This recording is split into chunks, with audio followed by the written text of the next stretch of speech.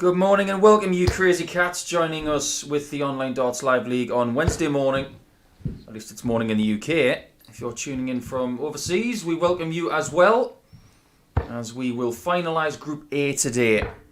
Starting off with Bradley Kirk against Shaun McDonald of Scotland. The 35-year-old has had a decent week so far and is in with a shout of winning this group today. Bradley Kirk at the foot of the table on 4 points after a couple of days of action. Doesn't have a hope of winning the group, but very much like the second half of yesterday's play, is starting to act as a spoiler to other people's chances. So can he continue that today?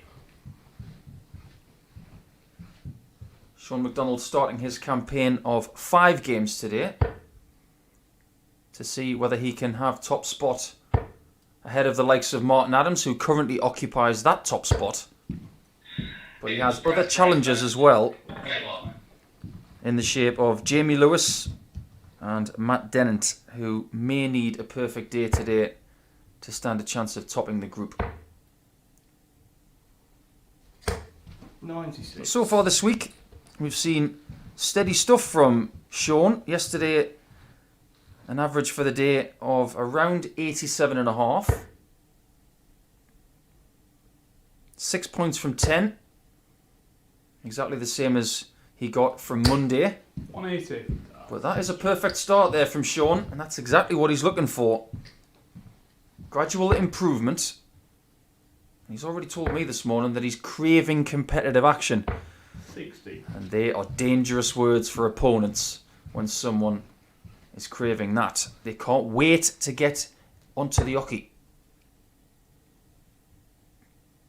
So if Shaun has a similar day today to what he had yesterday and the day before, if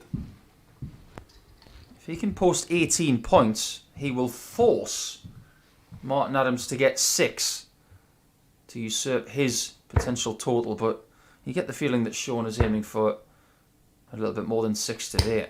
55. Just to go through for you the standings of Group A and potentially what happens to those players. If you're joining us for the first time, if you are, welcome along and thank you for your company today. Whoever wins Group A and has the most points, or the same points as someone else in a better leg difference, the winner of the group will go to Saturday's final.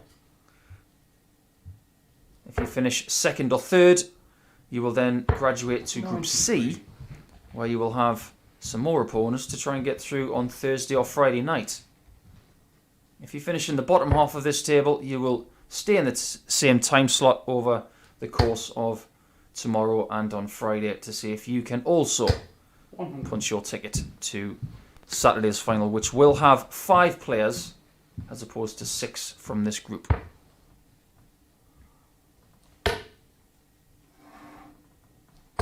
Shaun looking at Shanghai on the 20s for leg number 1.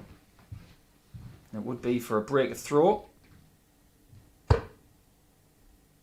That's about as perfect a first start as you can throw. Didn't have to move. 80. Almost moved leg 1 out of the way in quick, smart fashion. Hang about though. Double top for Bradley. Oh, wow. Oh, and he's let that one slip. Such a fine try up to that dart. He's got every right to shake his head on that shot at tops. After a scare, can Shaun take it? Game 2. Yes, he can.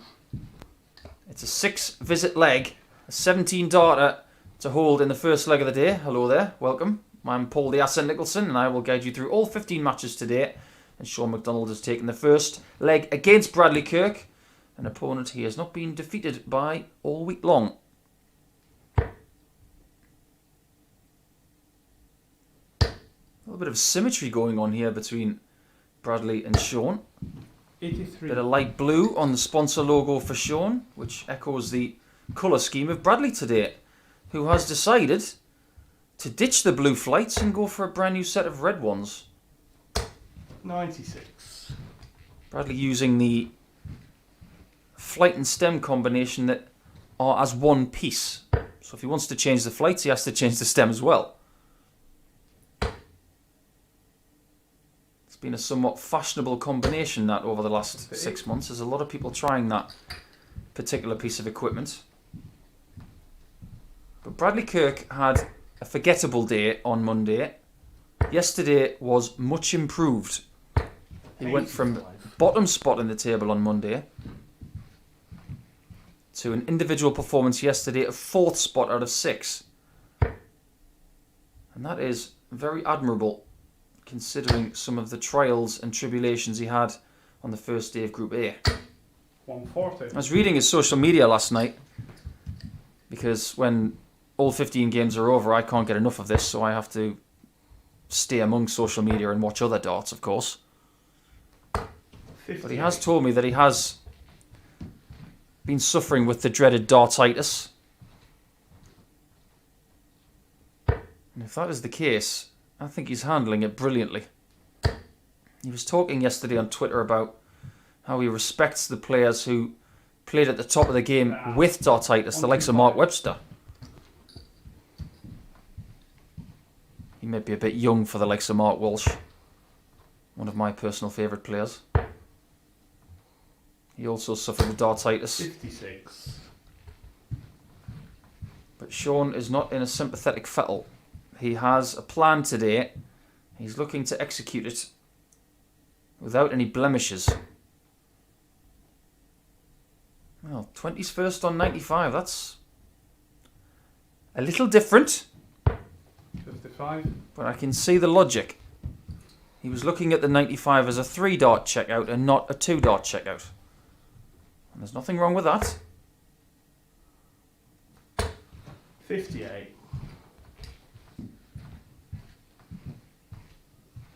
For an early 2-0 lead, Shaun needs tops. 10s again. Success here last time. And success here again. It's a bit of darting deja vu there, as we have another 17 darter for Shaun McDonald, and he now has a 2-0 lead and looking to have a perfect record against Bradley Kirk this week. 2-0 up in games, 2-0 up in legs.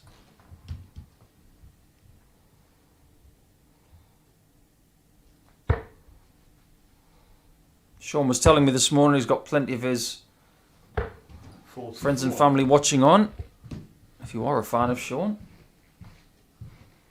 watch for those finger nails today. You might be biting them the way he's playing, because he has an excellent chance of progressing from this group if he keeps winning. 100.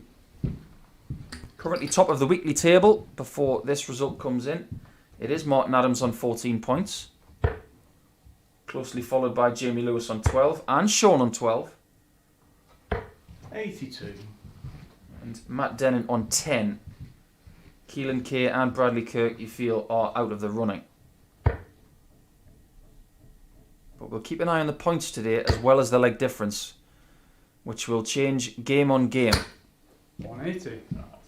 But Shaun, playing some excellent darts here, is looking very assured.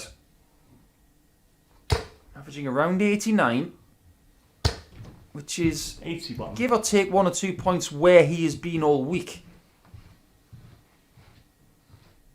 But his timing has been very, very good with certain shots. And he has had a little bit of fortune. He has himself tweeted about that. But hey, if someone misses match darts against you, what you got to do? You got to take the opportunities, right?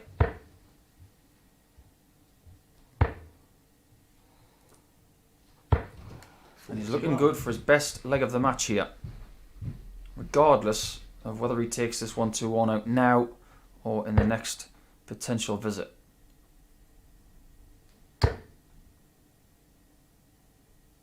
Again, not looking at the 89.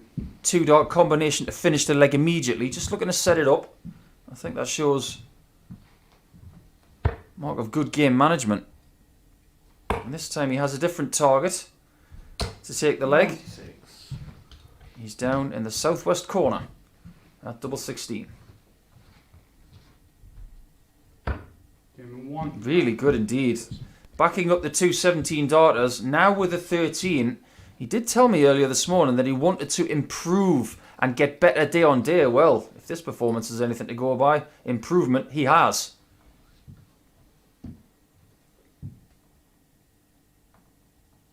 Just shy of a 96 average after 3 legs.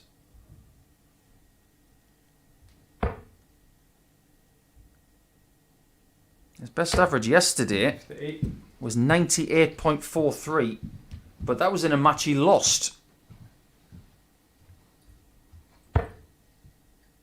Over the course of the entire week, he's averaged just a couple of clicks under 86. 7 180s and an excellent checkout percentage of 41%. Of everybody in the field, he has been the number one on doubles. 134. World class over 40%, especially when you've played 10 games. And he's been better than 40% in this match, so he's continuing that. 121. Bradley trying to defy the possible bagel, which is what he suffered against Shaun on Monday. Yesterday it was a much tighter affair, where Shaun only just got the win by 4 legs to 3. 69. In a somewhat attritional match.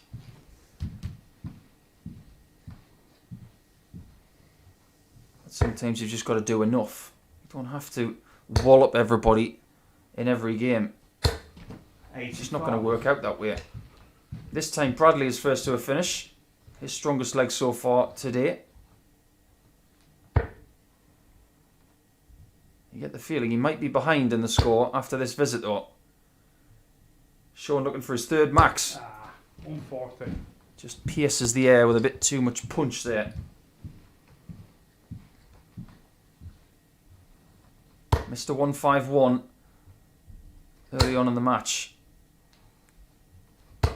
26. Strays into the wrong treble and offers Shaun the chance to finish the match without fault.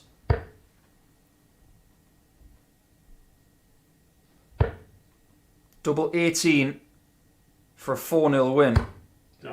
Absolutely spectacular. 15 darter there from Shaun McDonald. He might have chopped his dart on the floor, but he did get the double 18, the 110 checkout as well. And we'll just double check that average. It's come through at around about the 96 mark. That's a fine statement. So everybody watch out. Shaun McDonald goes top of the table for now, but can he stay there for much longer? We'll go into the next game and we look at Jamie Lewis against Matt Dennant, 2 of the chasing pack.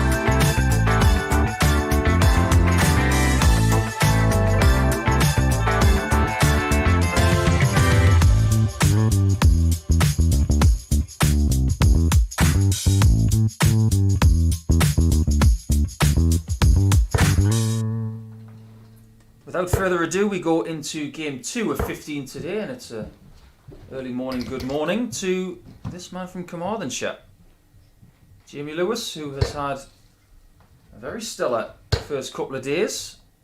Very similar to Shaun McDonald in the fact that he has picked up 6 points on Monday and 6 points yesterday. But Matt Dennant would admit that he has let games slip. And today he may have to be the person who needs perfection if he wants to win this group. Definitely something he can do. At times he has shown us what he is capable of. And he may need an early morning great game, just like we've seen from Shaun McDonald, who has just averaged 96 and beating Bradley Kirk 4-0. The last couple of days, Jamie Lewis has started excellently. Day 1, first game of the day, he started with a 4-1 win over Keelan K. 180. And he's at it again. Yesterday he beat Bradley Kirk 4-0 in his first game, averaging 95. And there's a fair bit of urgency from these two at the start, isn't there? They're playing like they don't want to be part of Group B or Group C. They want to get through and play on Saturday. 45. But it is honours even this week so far when these two have met each other. On Monday it was Matt Dennant who won. Jamie Lewis let that one slip in a very large way. 40. That's the second time this week he's had a Robin Hood. So Matt Dennant has found his way to getting the darts 93. in this quickfire match.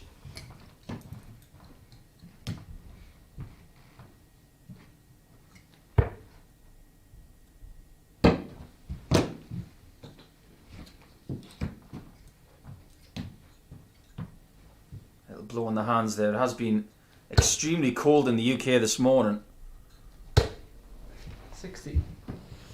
-2 is what I saw on my smart device this morning. Matt Dennant is not eyeing up the 128 anymore, but he is leaving a finish on double top after 12. A very, very strong first leg from the man they call the Scholar. 121. Pressure's applied just in case Matt misses early. But today is very, very different to the last couple of days. The first leg he's had yesterday and on Monday, he's had trouble early on doubles. Not so much today, and he's at it early, which is very, very good for his chances. 1-0. You get the feeling that sometimes in darts tournaments, and especially in league format like this, you have to start as you mean to go on. You need something just to make you feel good at the very start of play. Well, it doesn't get much better than a 13 darter and your first dart at top's going in. 21. It's the first time this week that Jamie Lewis has been challenged in his first game of the day. 60. And he knows that playing Matt Dennant, someone who is around about the same age as him, and they've hung around the same arenas for the last 10 years. They know each other's games pretty well.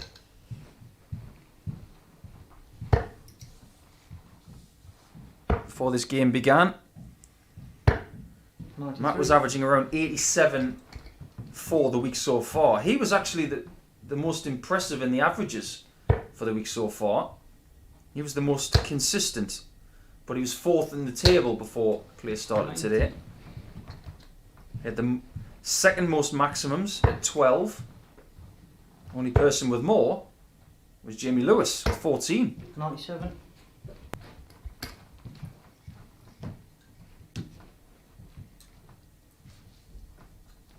Jamie's finding it tough here to peg Matt back. 45. And a Matt Dennant win here would be,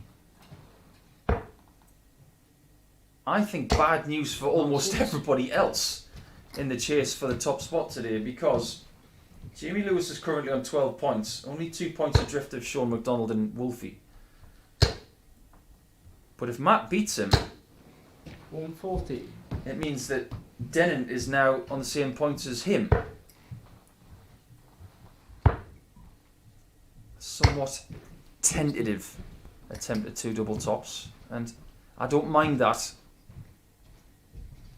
because the last thing you want to do is miss the board in that spot, especially when your opponent is on a high finish.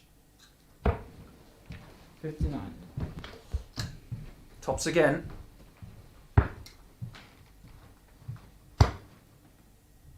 Double 10 now. 20. Misses double 10 by the finest of margins. And Jamie has got to get a hold of this game. Got to find something. Got to fix it somehow. And this is the way to do it. Almost got it. So the warning sign has been shown to Matt Dennant, who has a very tricky looking double 10 now. Now it's a clean double 5, and he's got to go back to the middle of the hockey. 15. The early missed doubles weren't evident in leg 1, but they are in leg 2. And he's offered Jamie Lewis a lifeline. Matt should be in the distance. So it's Jamie's turn to have a bit of double trouble. As good as the first leg was, this is equally as scrappy. Double 2. It's just one of those legs that you have now and again. You can't do anything about it. Just got to roll with the punches.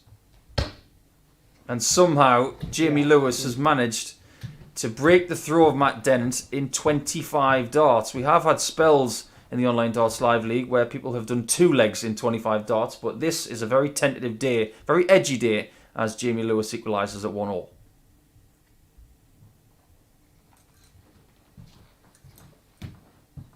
You wonder what Martin Adams is going to bring to the party today, because he knows now that if he has a day like yesterday where he doesn't lose, he will win Group A. 100. He starts his campaign in match 3 against Keelan K, who had, it has to be said, a forgettable day on Tuesday after an excellent day on Monday.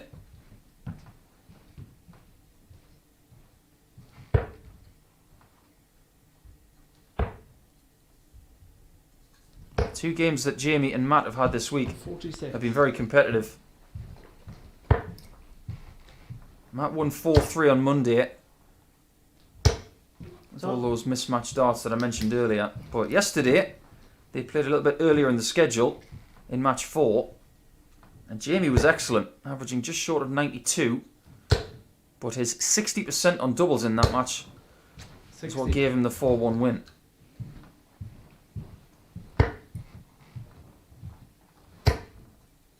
If he can manage to get 60% on doubles from this position, Jamie Lewis, it's going to be some achievement. He's only hit 1 from 5 so far. As for Matt, 1 from 9. Another maximum there for Jamie. That's his 2nd of the match so far and his 16th of the week. 141.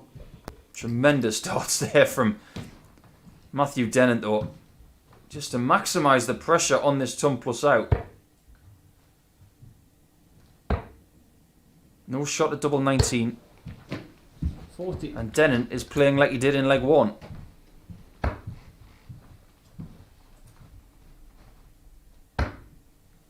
And finishing like he did in leg 1. A lot more concise, a lot more clinical. And he rediscovers the lead at 2-1. The ability to forget everything that happened in leg 2. I have to tip my hat to him because he's now back in front as we go into leg 4.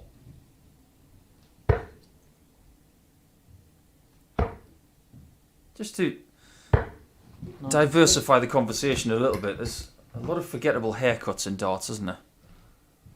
You can talk about the likes of Peter Wright and some others who have different hair. 93.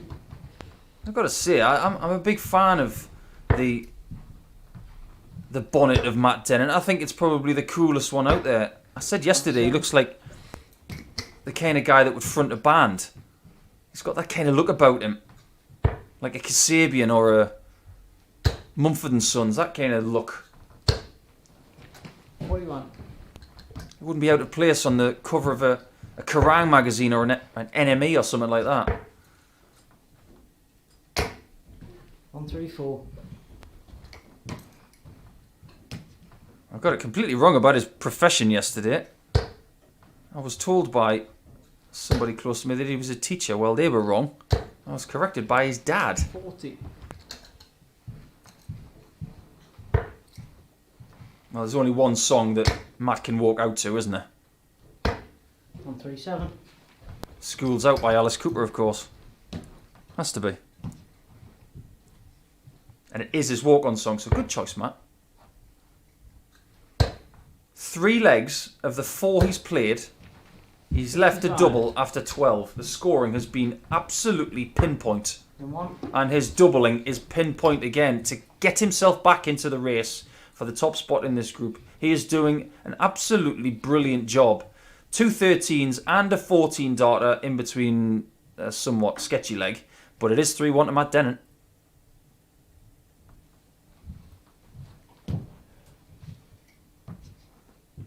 And even with that leg in leg 2 where he threw 27 darts and didn't win it, he's still averaging 89.6. 180. Jamie's third maximum comes at a good time because he has to keep hitting that treble. Otherwise, Dennant is going to be in the distance sometime soon.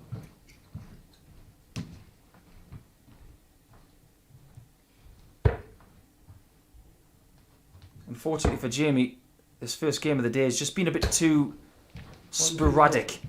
Started well, lost it a bit, missed a few doubles, chucking in a few 180s here and there, but the in-between scores have been a little sketchy. That's why he's averaging in the mid to high 70s. But this is a much improved leg, consistency-wise.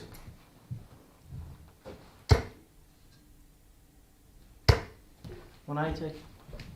Well, as far as 180s are concerned, they've both had their wheat-flavoured breakfast.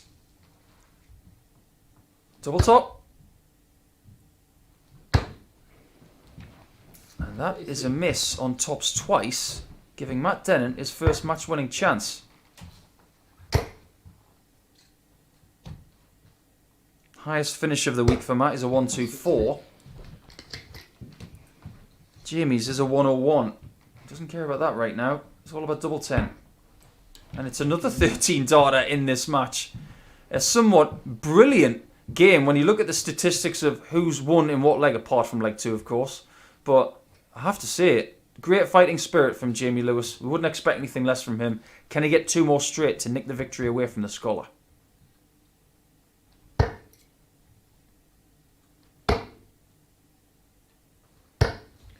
$95.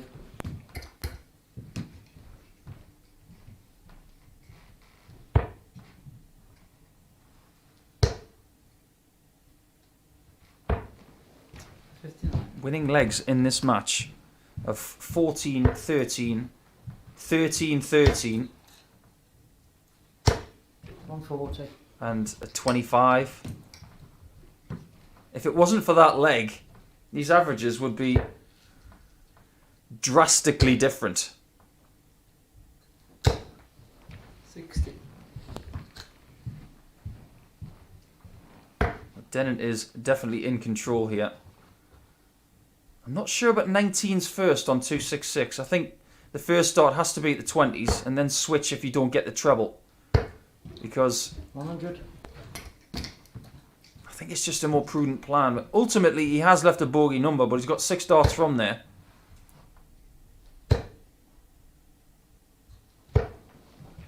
It's really important for Matt to try and win this leg, I feel, and try and maximise his wins for the rest of the day, because his leg difference is -1. 58.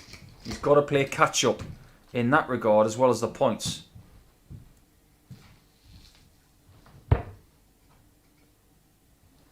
He couldn't have been given a much more difficult task to start with today. 60. But he has been up for the test. He's not going to be able to get the 108 now.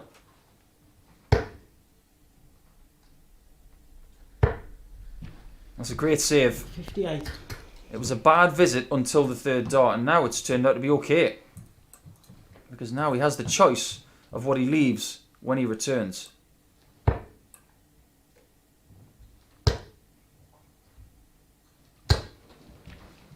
140. Double 16 to finish the job. Oh, it's very, very unfortunate. It's just gone to the other side of the dart. So that's 2 match darts missed. Can Jamie keep us going into leg number 7? 15 off leaves 67. That's not the worst single in the world, Jamie. Now, you should get a shot at the bull to save the match. And he has got that shot. And he has got the dart. What a shot from Jamie Lewis. Defiant in its spirit. 3-3. And just when you think Matt Dennant has got the job done, he misses 2 shots for the match and Jamie Lewis survives. And we go into leg 7.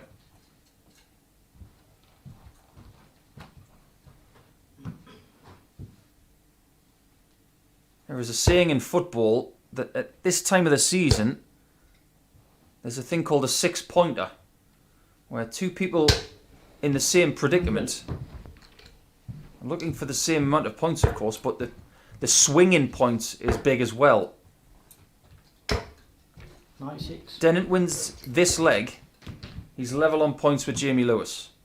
Lewis wins. He's got a 4-point gap to Dennant and almost eliminates him from the race for the top spot.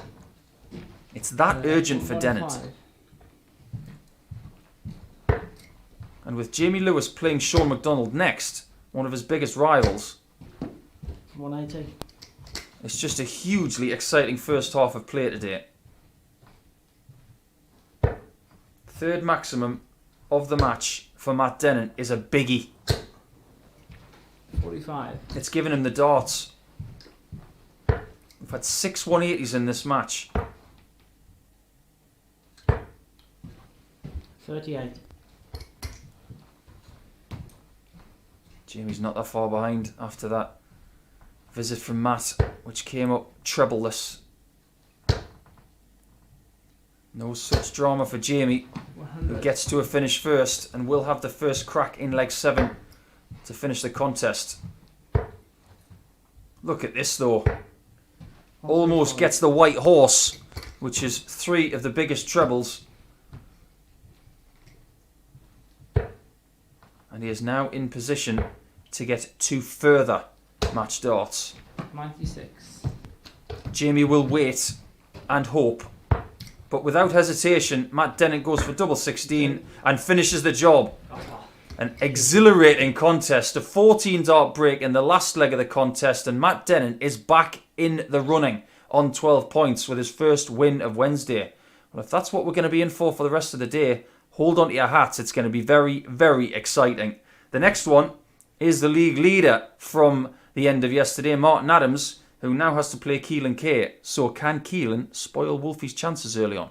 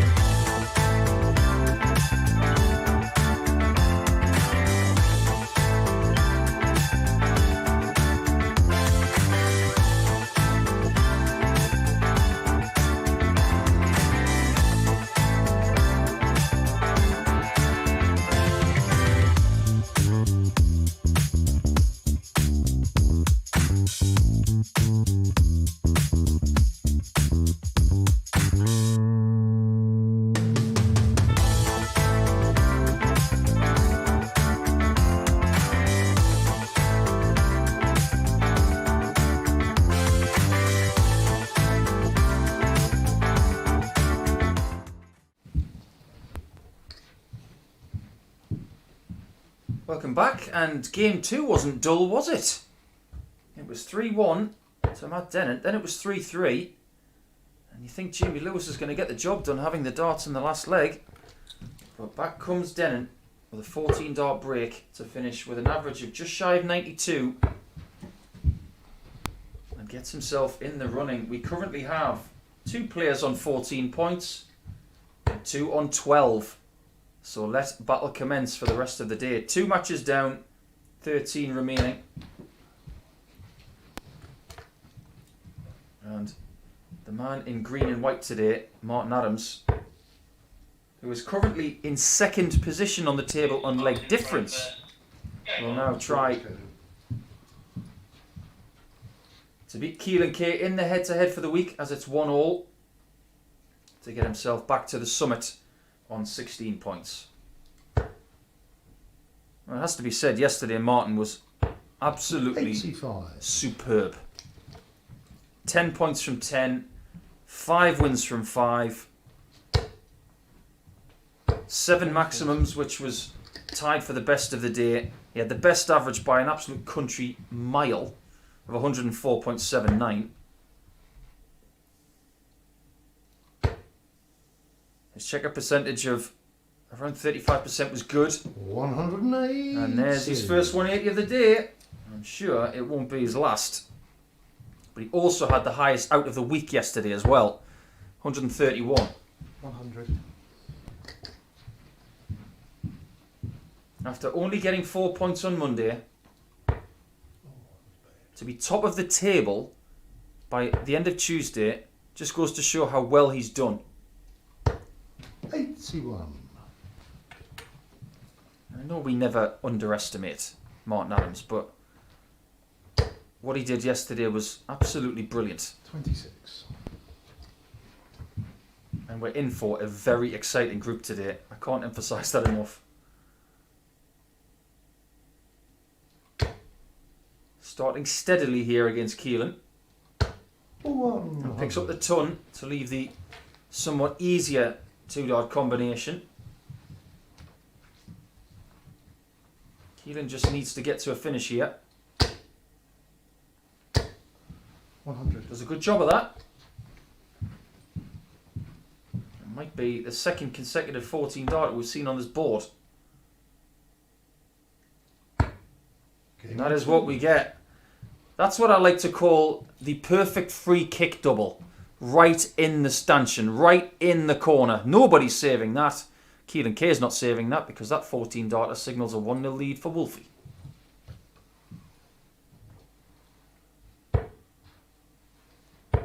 Keelan had a very troublesome day yesterday. 8 points on Monday, topping the table. And then not getting any points yesterday. Just really struggling with rhythm, maybe a tiny bit of confidence, and darts drifting to the left and short of its target. So maybe he can fix things today. After averaging around 90 on Monday for the day, it was only around 77 yesterday. 140. So a big drop.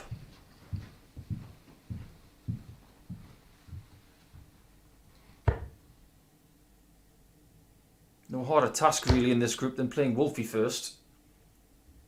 But he might hold on to 100. that win that he got against Wolfie a couple of days ago, where he defeated Martin 4 legs to 3. 58.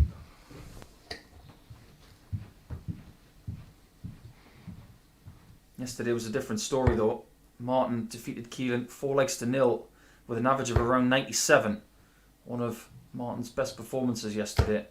140.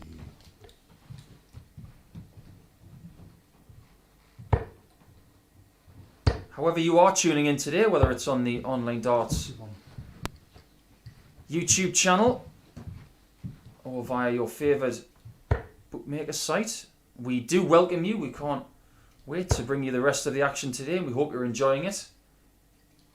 Same channels will be bringing you tomorrow's action from Group B, which starts at 9:30 in the morning British time. Then, of course, Group C starts tomorrow night at 9:30 p.m. We're looking at a 167 here for Keelan, but 99. comes up short. Martin looking for a finish 3 harder apparently, but I think 167 is harder than 170. I don't know how you guys feel about that. Oh, great. Excuse me, it's 34.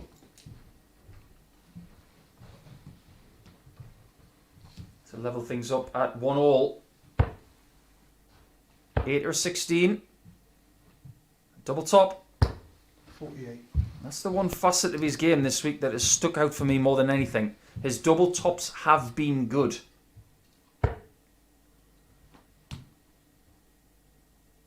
Doesn't have that to worry about anymore. But it's something that Martin has left.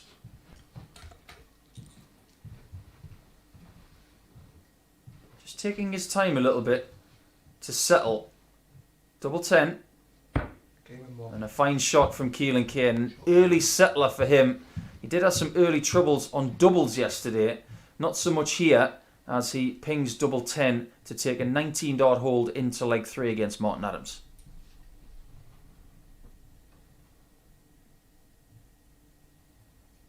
First mission accomplished really, and that's not being bageled by the former England captain 2 days in a row. 100. But one thing that we do admire about Martin is how much he does for charities.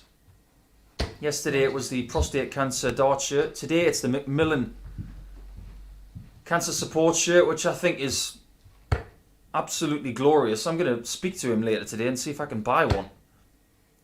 It's an amazing charity where people look after people suffering from all sorts of different cancers. And I am a fan of green and white because it almost reminds me of my hometown Blythe in Northumberland. The mighty Spartans are green and white. Maybe that's a slightly darker shade of green than the Spartans were, but I think if you want to support that charity, any donations will be welcome. If you want to pester Martin on social media and ask him where he gets that shirt from, if you want one of your own, I think he's Wolfie Darts on Twitter.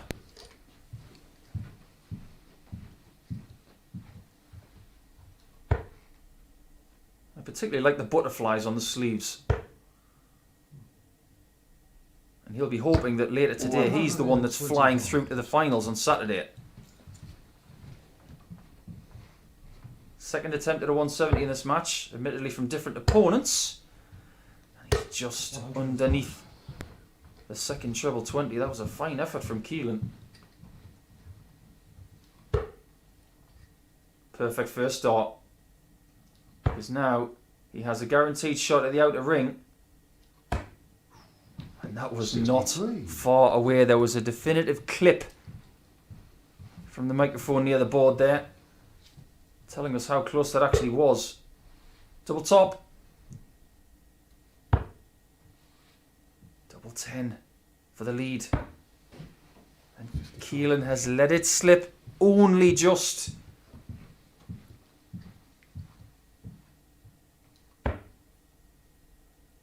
Two 16s for Martin. And the 17 darter is complete. So he does rediscover the lead at 2-1 after being 1-0 up. But only after a little scare from Keelan K from Cornwall. That was a bit of a mouthful, wasn't it? But let's get into leg 4 to see whether Martin can extend his lead.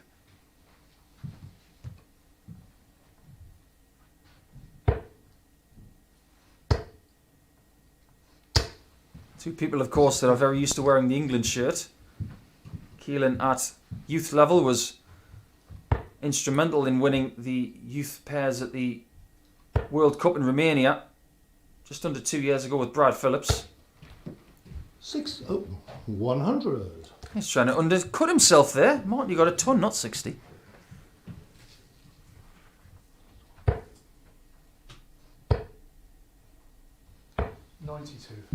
But a win for Keelan K in this game would get him onto 10 points. Not necessarily out of the race. If he had a perfect day today, he might have a very, very slim chance. 140. But the damage to Martin Adams' chances, well, be a dent in the fender. Because Martin is expecting to probably get about 8 points today from 10 to more than likely book his place into Saturday's finals.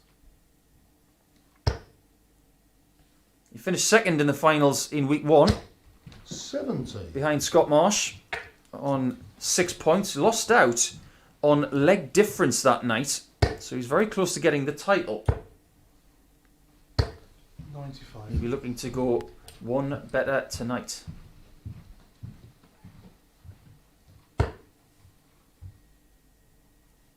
Did I just say tonight? I'm getting ahead of myself. It's the morning. 40. Just looking at the breakdown of what Martin has done so far as well. Yesterday was his best day. Hadn't had a perfect day up until yesterday. So he'll feel really good about his chances of getting more points today. He, more often than not, wins 3 games a day minimum. 190. Really does like that treble 13. Watch out for that. When he needs it, he usually gets it. To save the possible break from Martin, he needed 2 double tops. 40. And Martin might not look back now for the 3-1 lead. He needs to float one over the top.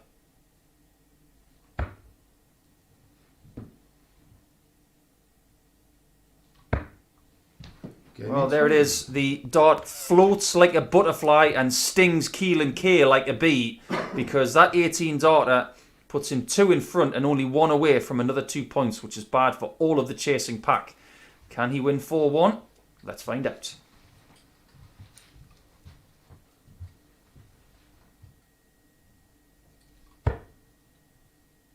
Very, very steady from Martin Adams here. 90.5 in the average. 140. 84, which is an improvement on yesterday. He has played a little bit more consistently in this first match for him today. 80.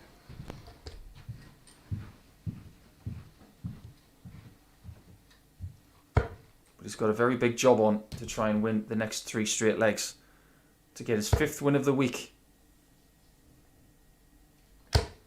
140. It's looking unlikely now with back-to-back 140s from Wolfie.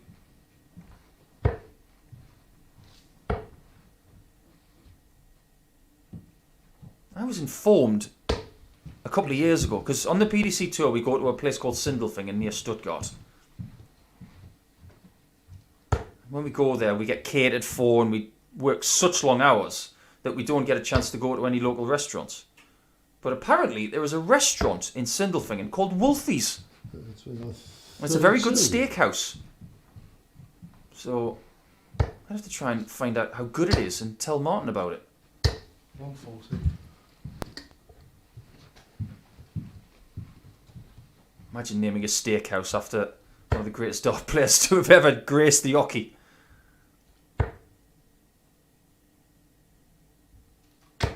$100. Well positioned to win this 4-1 now, unless Keelan does something special and Martin misses. The deck is firmly stacked against this young man now. And his very, very slim chances of getting top spot will be extinguished if this goes.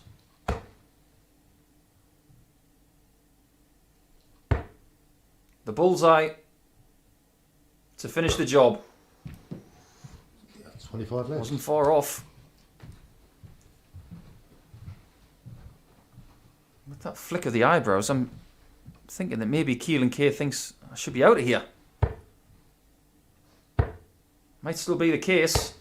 90. He will play 4 more matches to position himself in the table. But it's about Martin finishing the job here. 88. Game in. Oh, look at that for a nestler. Right next to the beautiful guide that he placed just outside the wire. Bad news for the chasing pack. Wolfie is here to play averaging just around 90, so a really good warm-up for him going into some very important matches, but he is back at the top of the table and everybody's got to try and catch him. Next up, it is Shaun McDonald and Jamie Lewis, two of the chasing pack, going head-to-head.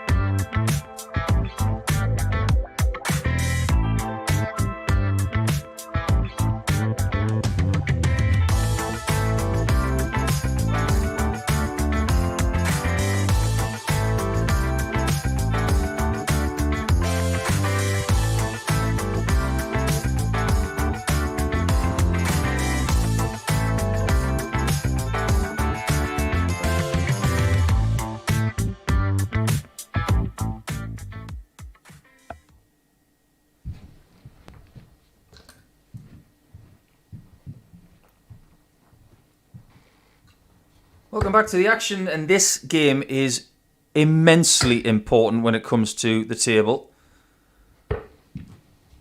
Both of these players are in pursuit of Martin Adams at the top of the table, who is now on 16 points, leg difference of plus 11.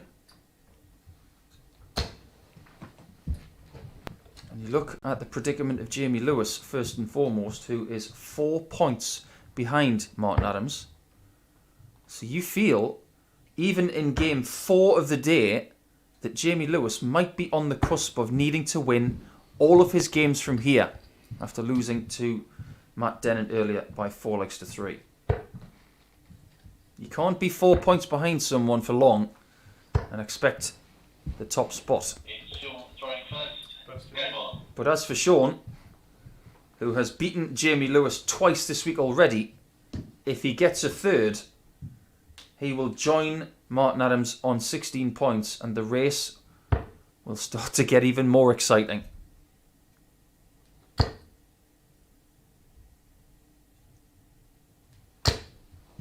$60.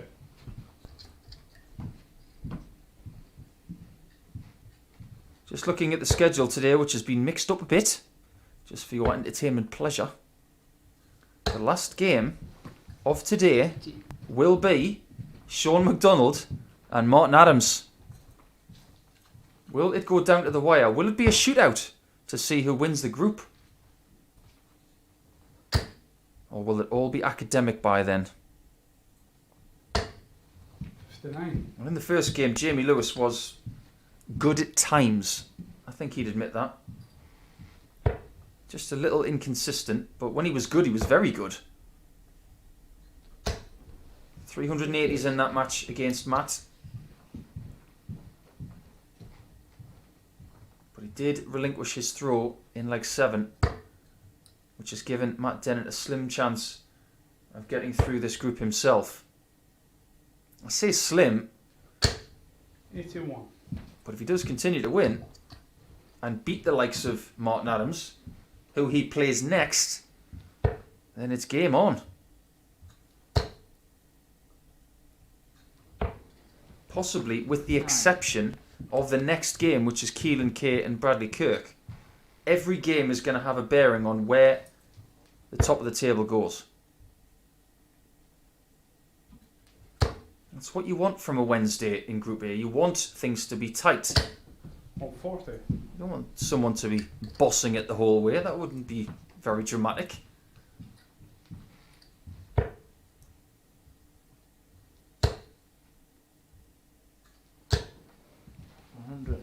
Jamie just starting to find that small 20 with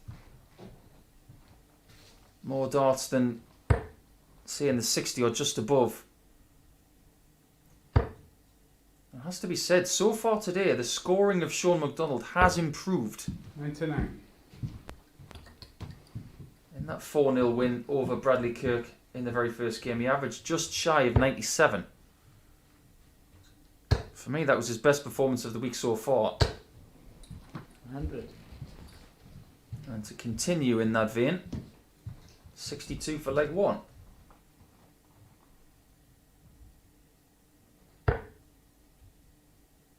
Back over to the 16s. 1 dart at tops. 20 left. And when he's missed this week on the outer ring, he has not missed by much. Does he stay on the treble 20? He did. Turns out the dart was a slight hindrance. 56. A rather cagey beginning to this one, as Shaun looks for a 7-visit hold of throw. Give him 1. I have to say, it might be just a game and a bit into his campaign today, but he's been excellent on double 10. For me, that's 3 hits from 3. And you won't want to leave him on that, Jamie. Just a little bit of advice from me. But 1-0 to Shaun McDonald. Let's get into leg 2.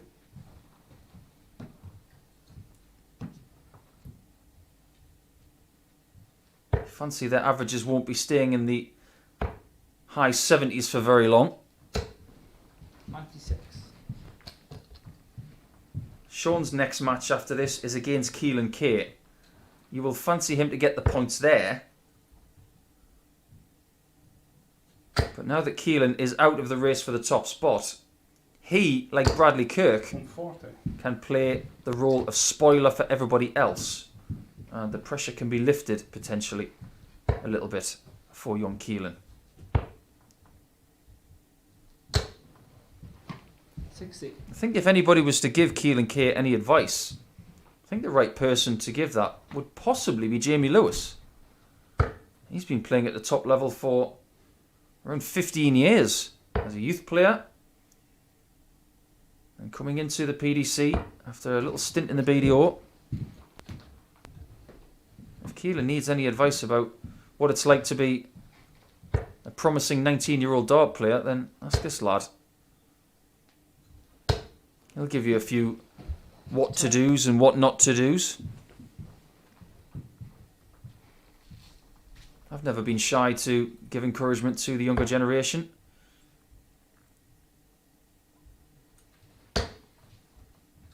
.171 will be handy. That's what he gets. 171. Much more in the way of grouping, good grouping today for Shaun McDonald, who said to me at around about 8:45 this morning, British time, 55. that he wanted to score heavier today. Well, asking ye shall receive, Shaun. It's a good 25. 107 left.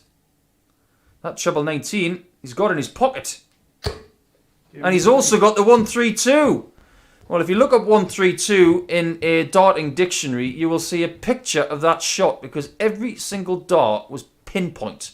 Just above the bull, in the 57, uses the guide, bangs it into the bull, 2-0. Just like that.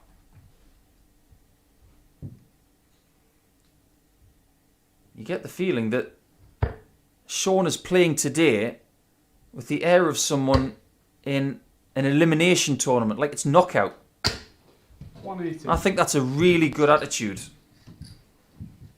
And he's putting Jamie Lewis to the sword here with some very similar darts to what we saw in his first match. He's averaging around about the same. 100. Until the 180, of course, which takes his average above 100. We'll see where he stands after the next 3.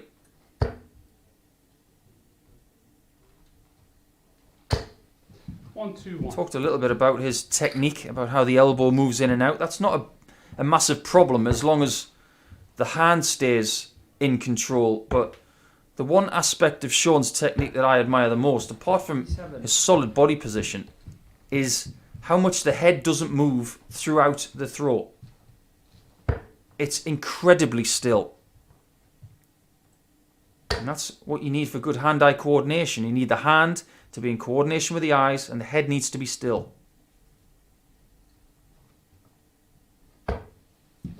He's got Jamie Lewis in lots of trouble here.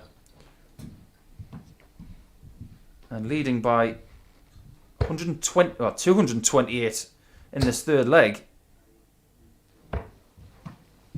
Jamie's campaign today has got off to a very troublesome start. Now, can he see that 57? Not enough of it.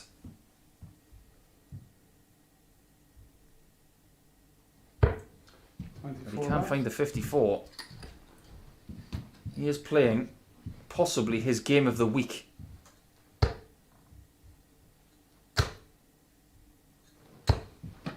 40. Well, Jamie really needed to go for the 25 and bull with the last dart, but maybe he thinks the leg is over already.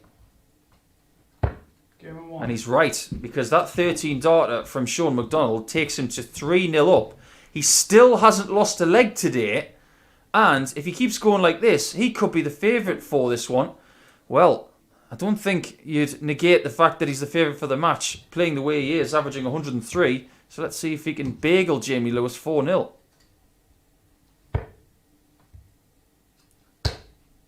Jamie showed immense character in his first game today against Matt Dennant at 3-1 down to bring it back to 3-3. But this situation is even more difficult. 3-0 down to someone averaging 102.5. 43.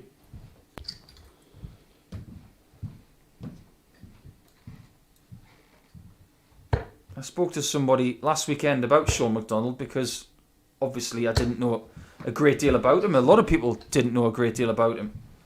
And I wanted to reserve judgment as to what I felt about his game until maybe the end of the week.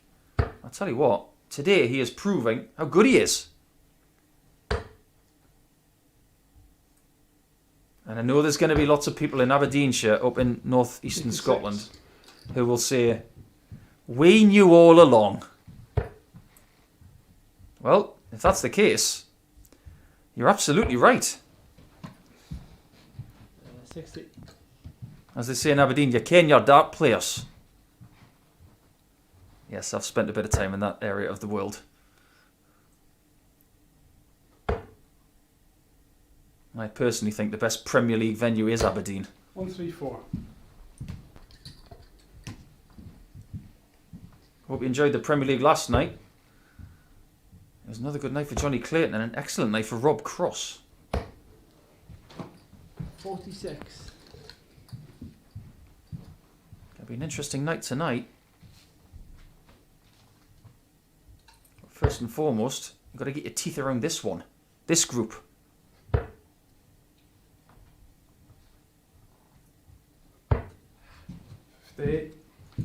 First time in this match that Jamie seems to have the better position.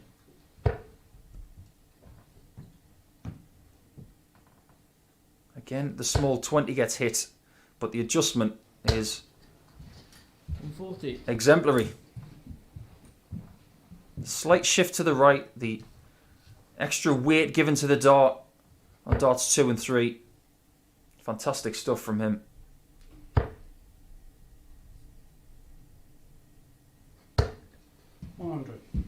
Decent pressure applied, and if Jamie misses doubles, Shaun is in there to pounce. Should be a good guy for Jamie, that one. I'm not sure about that one. 60. And that is incredibly unfortunate. 3 shots on the wire, and Shaun can now finish this 4-0 to go 2 matches. Oh, and he's missed the single. The one bad dart that he has thrown in this match was to leave him a shot for the match. Can Jamie take advantage of that? There's your answer. And a good bit of respect paid by Shaun McDonald in the background there saying good dart. But I tell you what, Shaun might be thinking about that missed 20 for a good few seconds now. He's got to put it out of his mind so that he can try and get the win here by as big a margin as possible. The reason I say that is because he's currently 1 leg behind Martin Adams in leg difference and 2 points behind. So if Shaun keeps winning and Wolfie keeps winning, it will come down to their battle later, and it could, in the very last game of the day, come down to Shaun winning by a certain margin. I myself last year, I didn't know it at the time, but I played Martin Adams in the last game of the day, and if I beat him, I was going to win the league. I knew that I had to win the game, but I didn't know that if Martin beat me by a big margin, he could win it. Well, he ended up bageling me. I think it was 4 or 5-0. Played an immense game. But the one thing on your mind when you go into the last game of the day is you just want to win. You don't want to have to win by a margin.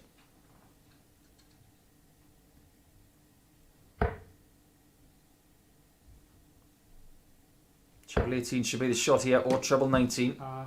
58. Jamie's inching closer to Shaun's position. If he can just stay in that 60, just like this, 140. his game is getting there. Just needs to maybe work on the rhythm just a tiny bit. It's very, very close.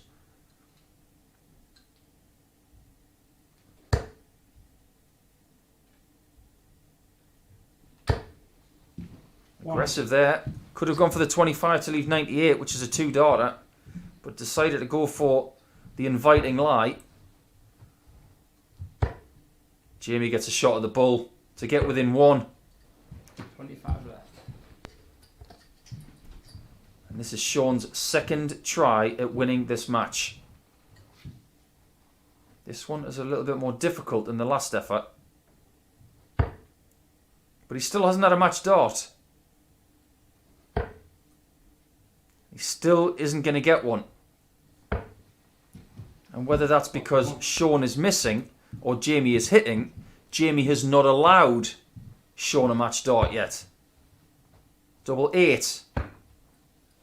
And he doesn't miss that one, so he inches back to 2-3 down.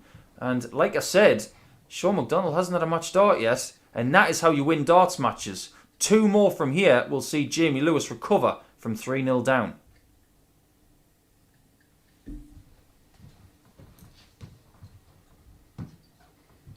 Just imagine if Jamie can win from this position. He was being completely and utterly drilled after 3 legs. His opponent averaging 102.5. Brilliant on doubles. And he felt it was just academic. But now, Jamie's back in the match.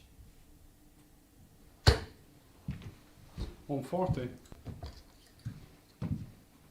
Jamie has actually had more shots at double in this match than Shaun. Jamie's had 7 attempts, hit 2 of them. 58. Shaun's had 4 attempts and hit 3. But since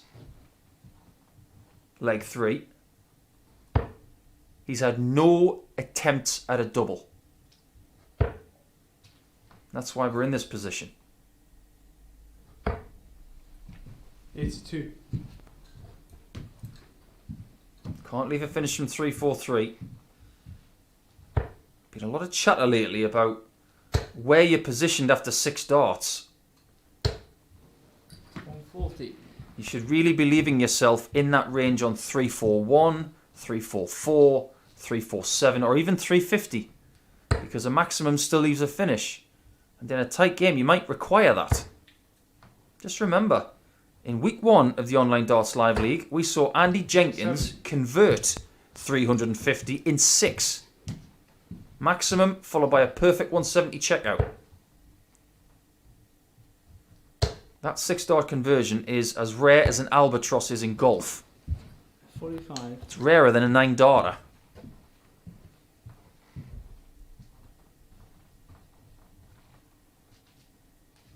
How much Shaun would like to get rid of this 192 in 6 if he's given an extra visit.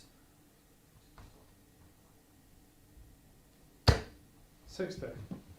He's already taken a 132, so he will fancy it if he's given a look at it. I said if. It is now when. 98. Can he do it? Again. It was the biggest checkout of the week.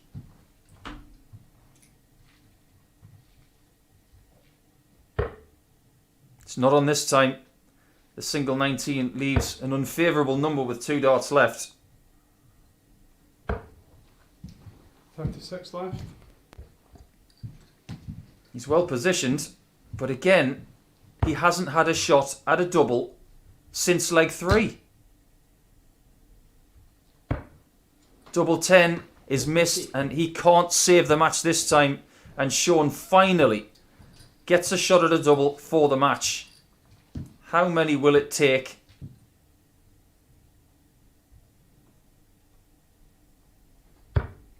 Just the one. The doubles in this game from Shaun McDonald, they've got to be admired, because he was 4 from 5 from his doubles in the entire match. An excellent average of around 93 as well, but boy, was made to work for it by a tenacious Jamie Lewis, whose chances of being in top spot now are very, very thin indeed.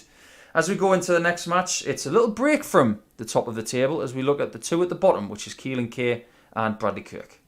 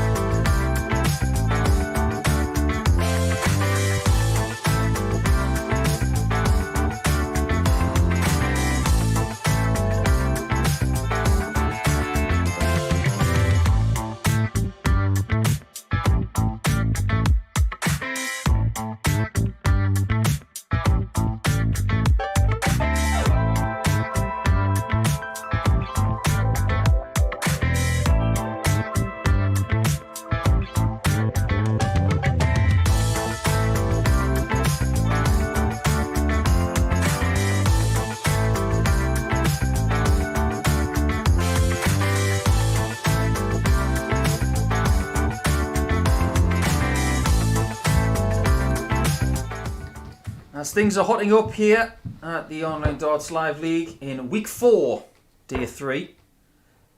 It's the final day of Group A for this week. We're going to take a bit of a break from the race for top spot, as Martin Adams and Shaun McDonald are very, very closely in proximity to each other at the top, both on 16 points, and only one leg separates them in leg difference. Currently, Shaun McDonald is at the top on plus 12. Wolfie, one leg behind on plus 11, but Let's look at the two at the bottom of the table at this time, going head to head. They both lost their first game of the day.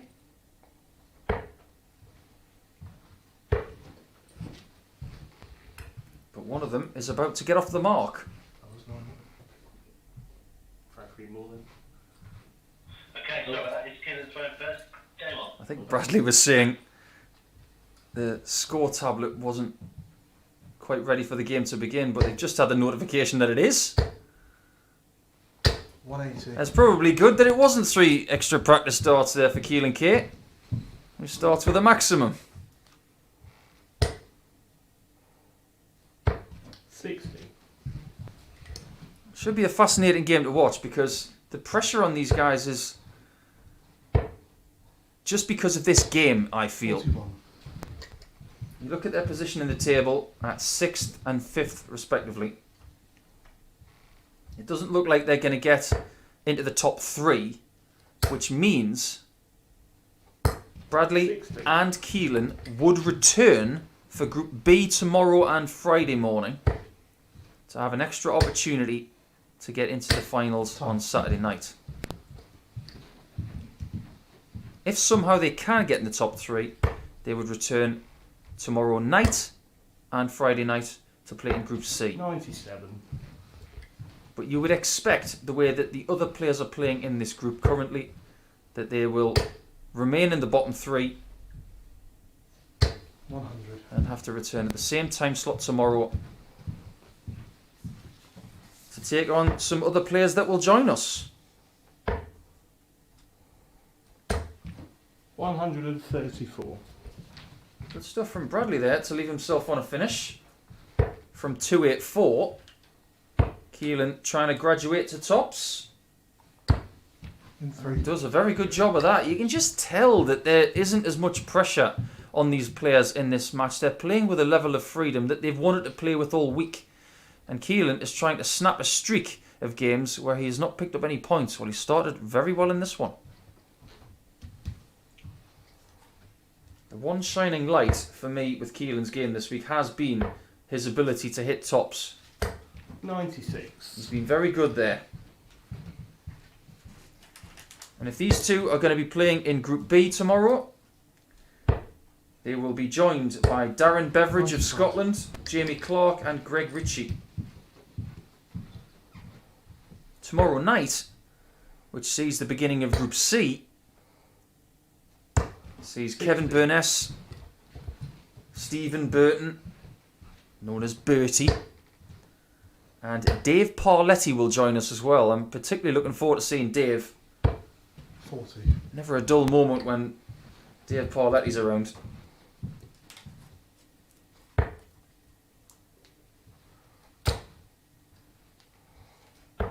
$99. Bradley's playing a little bit better in this game than he did in his previous match. I think even he can play with a bit more freedom in this one. 60. Maybe that's what he needs. Struggled with his technique and maybe the dreaded dartitis a little bit lately. But it may be good for him to just play lots of games 59. and just figure out what's going right, what's going wrong. And over the course of the week, I've seen him relax a little bit more, which is really, really nice. 43. Seems to be walking to the hockey with a bit more ease, not thinking about things too much. 81. And I know he'll be frustrated with flailing the leg out at the back, Richie Bennett style. But I assure you, Bradley, it's not as bad as it was on Monday.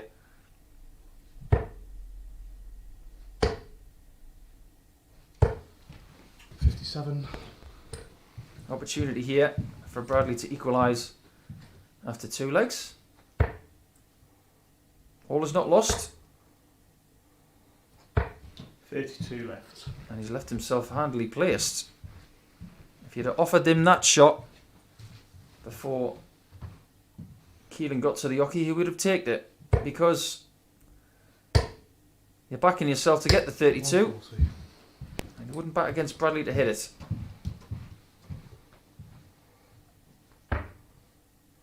It's especially with that marker.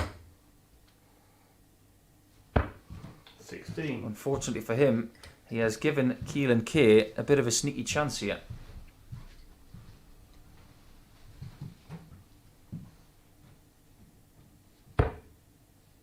More than a sneaky chance. 48. Chance missed.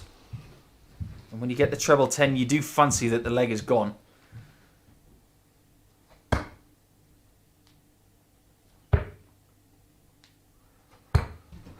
Well, the leg is still alive. Very similarly to the Jamie Lewis Matt Dennant game, leg 2 is a bit longer than they anticipated. Double 9 isn't a problem for Keelan K, who doubles his lead to 2-0, and he's making things increasingly difficult for Bradley Kirk to get a foothold in this match, but Bradley's only got himself to blame so far. He has missed doubles, and can Keelan K triple down and get to 3-0 in this one?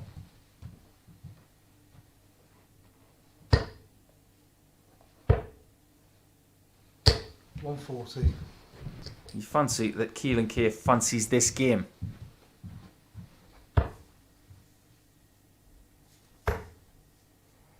On day 1, 93. Keelan and Bradley played each other, and it was a 4-3 game. That was the only game where Bradley got legs that day, 96. and I thought it was an excellent game to watch.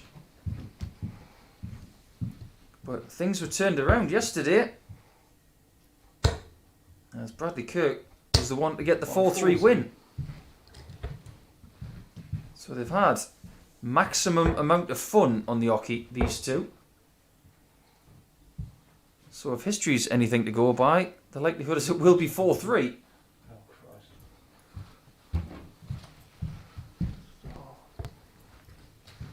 Sorry.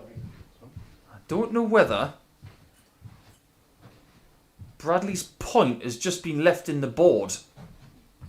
That might be something he'll have to address either later in this match or after the match is finished. I've only ever seen that once before with Peter Wright at the big venue in Minehead where a point was left in the board. I hope for Bradley's sake it doesn't happen again. 58. It's very hard to have those running repairs permanently fixed in the middle of a match. I hope he's got a spare dart or something like that. That happened to me once in Las Vegas, where a point came out when I was practicing and I was told I'm playing in 10 minutes. I had to get one of the dart shop engineers to put in some new points for me in quick smart time. 140. That's why, as a dart player, you should always have some sort of adhesive very close by.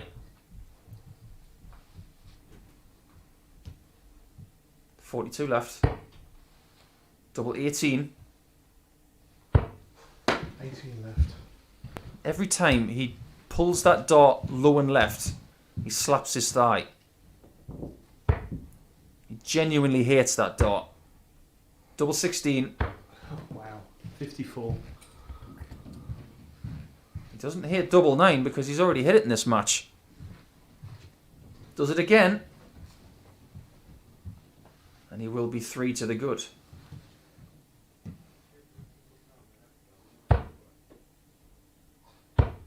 Double 4. 14. And again he is displeased. I don't blame him. 3 darts missed for the leg. Game of And one. Bradley Kirk takes full advantage of the misses of Keelan K, who had a poor day yesterday, was going in the right direction here to possibly be 3-0 up, but now he's been dragged back by the man they call Gollum, of course.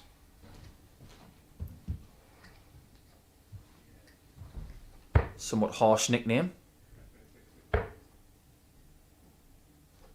57. It's happened again. They're going to have to get the pliers out maybe. And what I mentioned about the super glue or the adhesive is that if that happens to you, the best thing to do, and here's a little tip for you, is to have some nail glue in a little pot with a brush, and then just dab a little bit of nail glue on the end of the point, because nail glue is quite flexible and strong at the same time. Just dab a bit on the end. Stick the point back in the barrel hole at the bottom. Give it a few seconds and it should dry and get you through the match. 60. But ultimately, the last thing you want to be doing is grabbing that point out of the board like Bradley has done twice now. That will need to be fixed permanently when this game is over.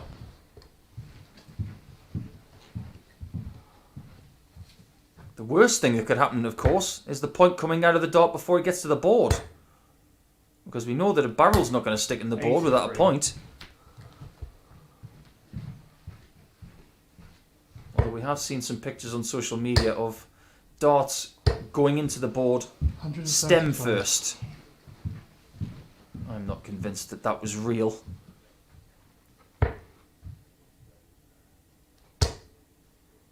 This is real. 140. Real good.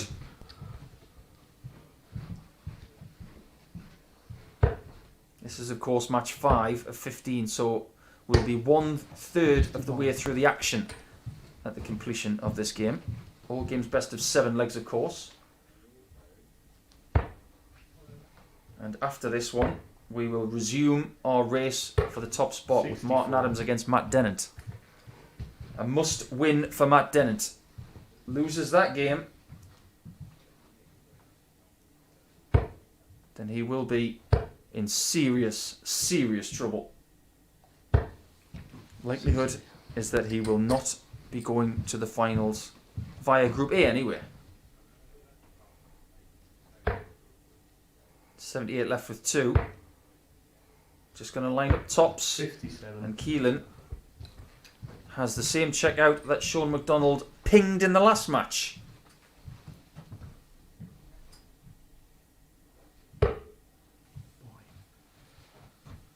He's just castigating himself a bit too much for my liking. Just needs to relax a bit.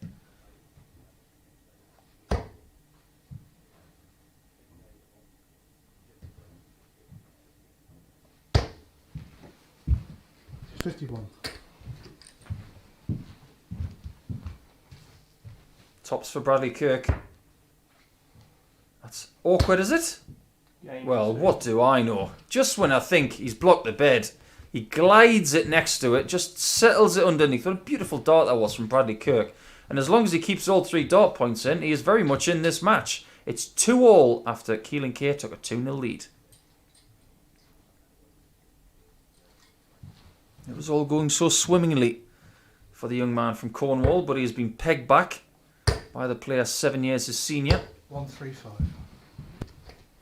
We've had a tweet from our regular viewer, Joe Wheeler, who has sent me a time-lapse video of him painting one of his 99. bathrooms.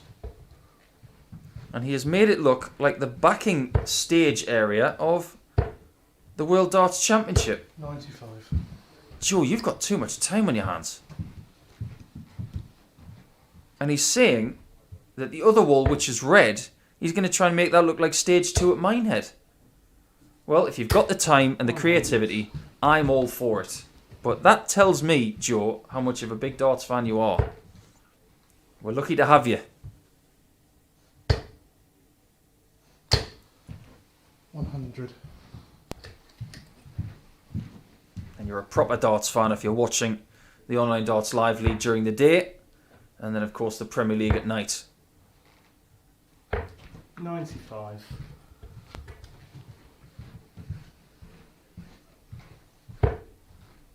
King of the Hockey last night was, of course, Johnny Clayton, 95. who not only won the match against Glen Durrant, but got the most 180s and the highest finish. So that's what they call the King of the Hockey. Those 3 things in one match. Or indeed the Queen of the Hockey, if it is a ladies' match.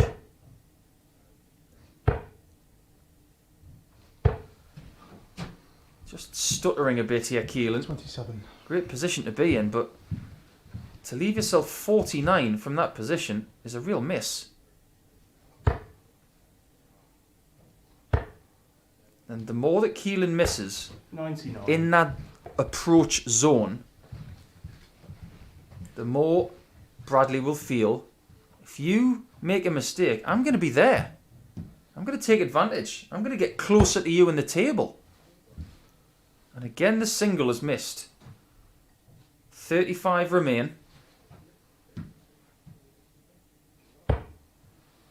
Okay, double 12. 37. One shot at a double when sitting on 76 with 6 darts.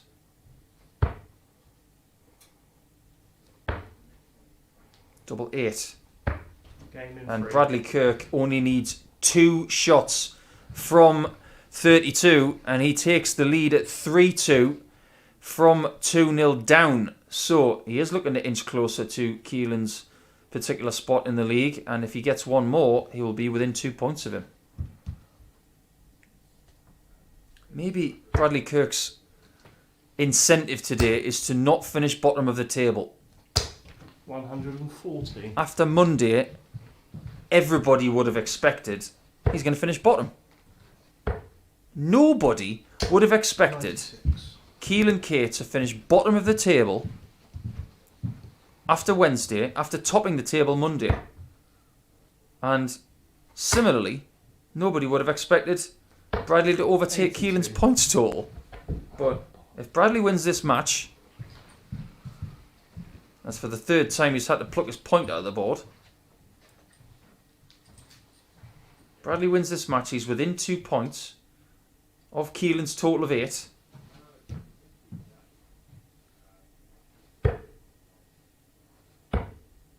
He'll probably need to win 2 more matches after this and hope that Keelan has a very similar day to yesterday. But at least Bradley is forming some sort of resistance. And gradually, day on day, just playing a little bit better. 59. And that's all he can ask. You can't expect someone to turn things around in 12 to 24 hours. It just doesn't happen that way.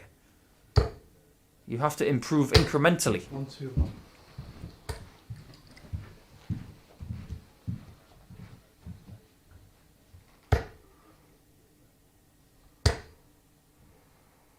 Well, 15s or 25 or 18 53. does the right thing. Good darting brain there from Bradley Kirk. Didn't impetuously go for the 20s. And now, should be 17s really, 99. but that will do. Could we be going to their 3rd consecutive 4-3 result of the week? 59. We will be if Keelan can find a 1-2-7, which would be his biggest finish of the week.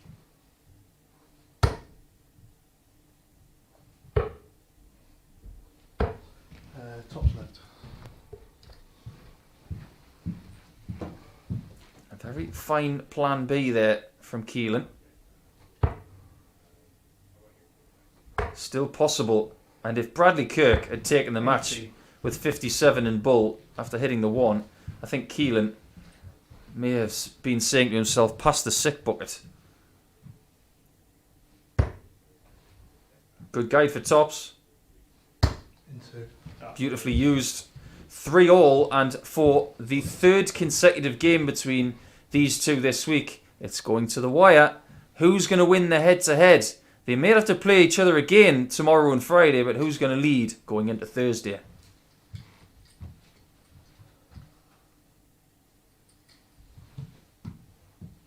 Getting their money's worth on this board, that's for sure. And if they do finish 5th and 6th in the table, they will both play tomorrow and on Friday during the day. And that will be 5 consecutive 83. days starting at 9:30 in the morning. It's about as close to a 9-to-5 job as you get in darts. Because it's not a 9-to-5 job.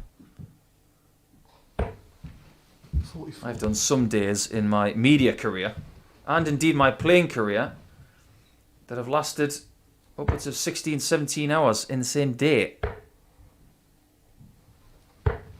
57. People have asked me about the day that I won the Players' Championship finals in 2010. I was in the venue at 9:30 in the morning, played my first game just after lunch, and didn't leave the venue until 1 o'clock the next morning. 78. I was exhausted.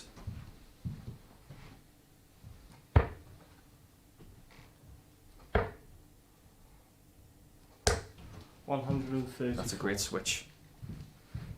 If the 60 doesn't work, use the next biggest segment on the board. Or you could just do that. Cheers.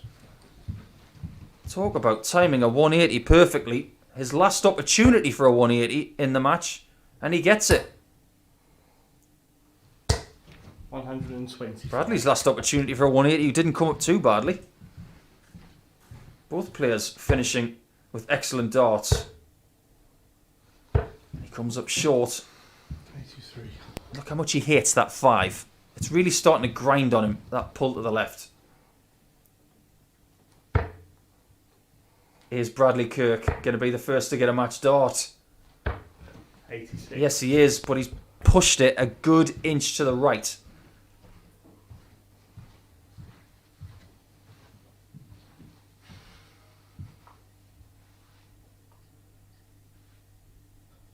Keelan should get a match dart from here.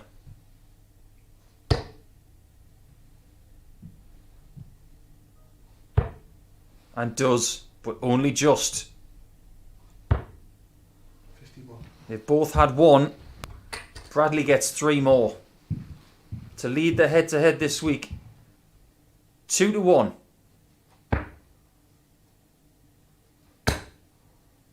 That is very awkward. Game in 3. But not too awkward. Bradley Kirk somehow, who's had trials in that match with points coming out of his darts, deficits at the start, he was ultimately the one lifting the trophy in the match, you could say, because he has won by 4 legs to 3 in their 3rd match of the week. So he gets within 2 points of Keelan K in the table. But as for the table itself, let's go back towards the top as Matt Dennant, who needs a win here against Wolfie, will take him on and hopefully get the 2 points.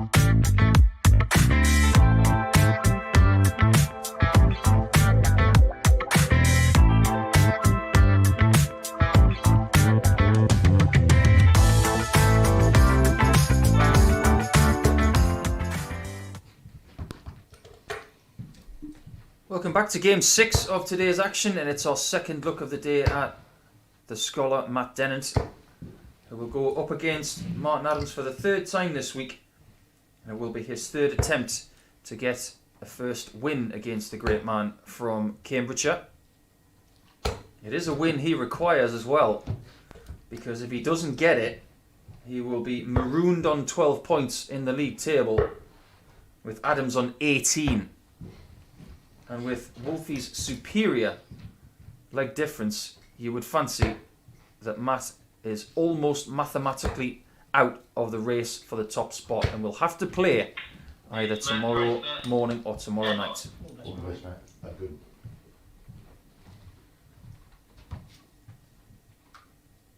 The game after this is Shaun McDonald against Keelan K. And if Shaun keeps winning, Martin needs to keep winning. So it's vice versa as well. If Martin keeps winning, Shaun has to keep winning. So the first bit of pressure to be applied to that situation comes from this man. 125.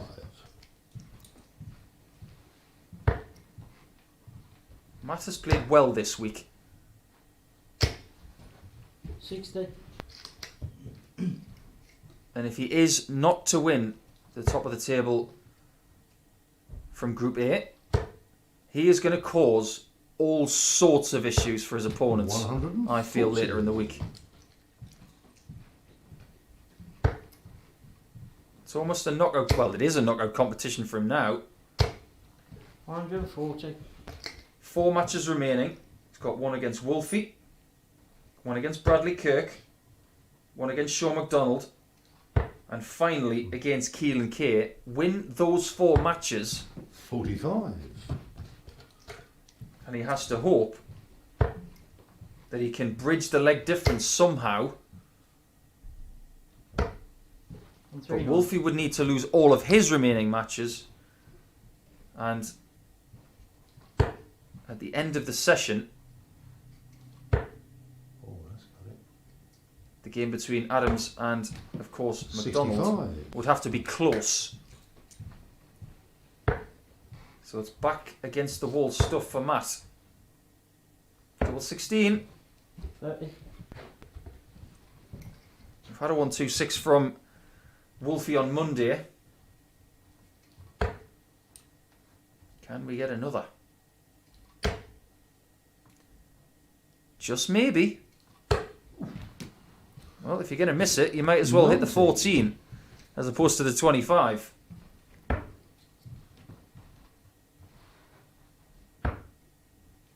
Double 8 for Dennant. 3. And the miss on the bullseye was a big miss because now it gives the chance to Matt Dennant to take the lead at 1-0 in this one. He needs to be perfect from here, and that is the ideal start against the 3-time BDO World Champion.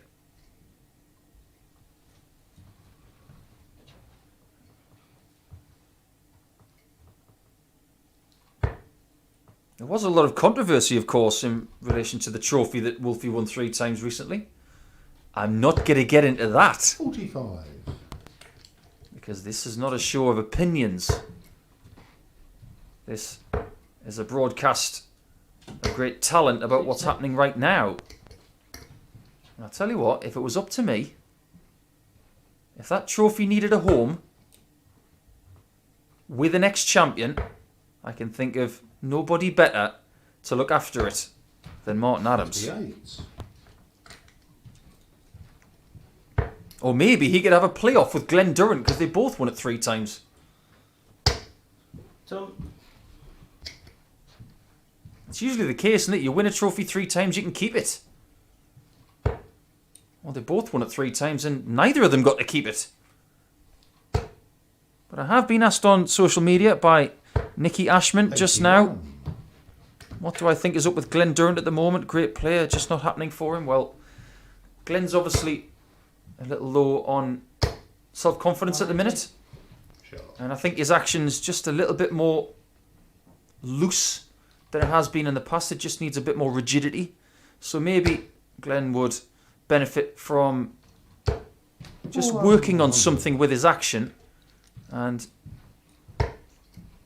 putting in some really hard work, and playing day in, day out at the minute is going to be good for him. He may lose a few games, but I think games is what he needs right now. And if he can maintain that really tenacious attitude that he has always had, he's definitely going to come out of this little slump. But 140. it's not ideal for Glenn at the minute, but I don't think it's going to be a very long slump. Double 16. 2. And Matt Dennant is looking to make Martin Adams find a slump in his form today. Well, Martin's not playing poorly. Martin is averaging quite well, but Matt Dennant is averaging better. That 14 darter gives him a 2-0 lead against Wolfie.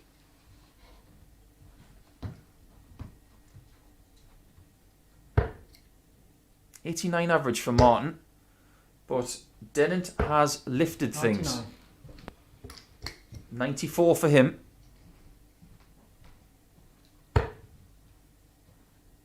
And a win here for Dennant is good, but I hasten to say it's probably better 60. for Shaun McDonald's position. McDonald is currently top of the table. 16 points and plus 12. 180. And he is loving this display from the scholar.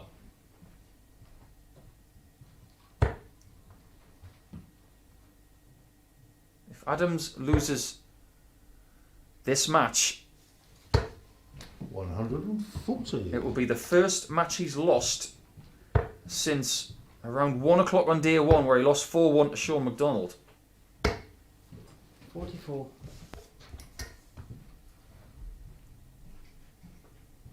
And it's looking increasingly likely that that could happen.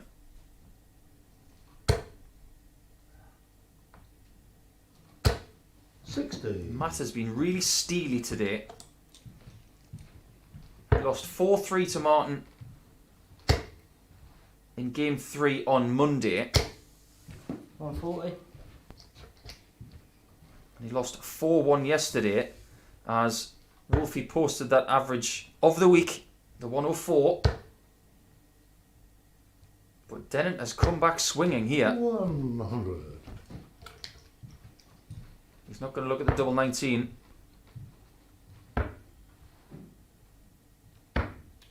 22. He's not going to take the leg there.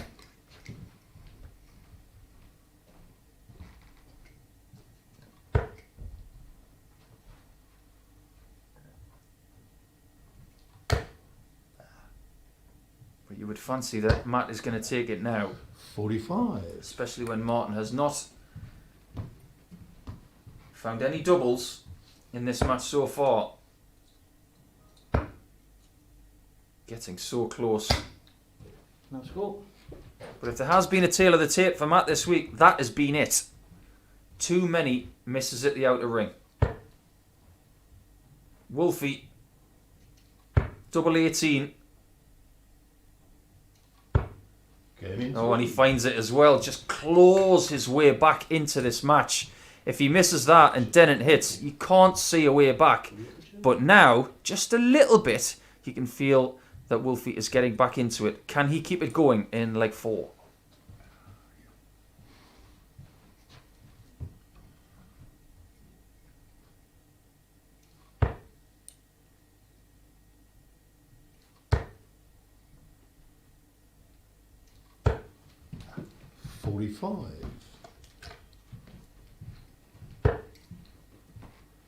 It really irks you when that happens.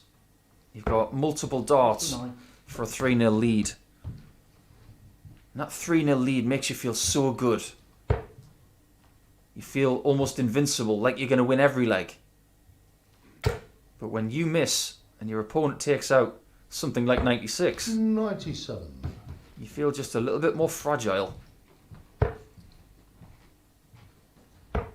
Not as assured as you felt a little bit earlier in the game.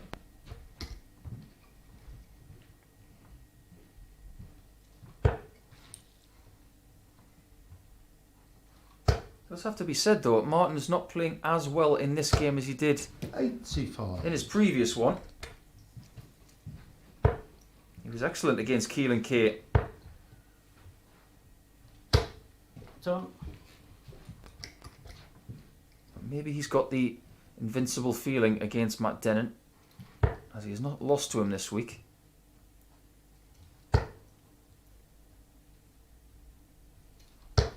And the only way Martin wants to play Matt again this week is in the finals. He doesn't want to be playing him either tomorrow morning or tomorrow night. 87. If Martin's not playing at all tomorrow or Friday, that's a good thing. And he's now got 6 starts from 134. Oh, got it. 28. One of the things that you will have picked up on with our coverage of the Online Darts Live League is that in this very quiet room, dart players do mutter. They're not silent when they play it. They do talk to themselves. Some more than others. Double 16 to level things up. 74. And this would be a really, really good way to rediscover your 2-leg gap. Double 12. Oh, 85. that was so close. Game in 1. Double 16 is hit by Martin Adams, and you have to say at this juncture, Matt Dennant has had a shot at a double in every leg in this match. He could have won it 4-0, but now it is 2-2, and he has to start from scratch in what is now a best of 3.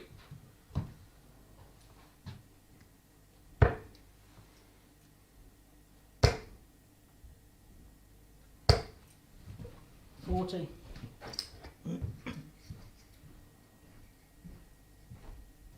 I was saying earlier that the performance of Matt was not just good for himself, but good for Shaun. Well, things have changed. 180. Perfectly delivered. Third dart there from Wolfie,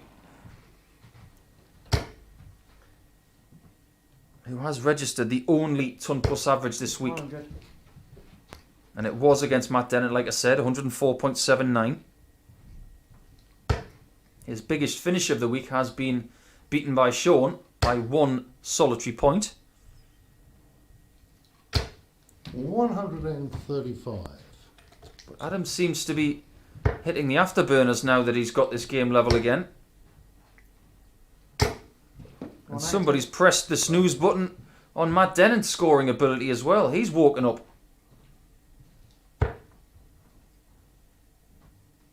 What a great leg this has been.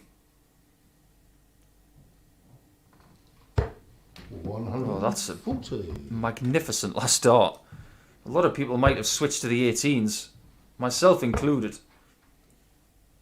But he is 57. just so pinpoint on every single side of that 60. And it looks like Dennant is going to be 3-2 down. Game in 2. And is. That is an 11 darter from Martin Adams. Absolutely magnificent stuff from 2-0 down. So now he's throwing for 4-2 and the win after 6.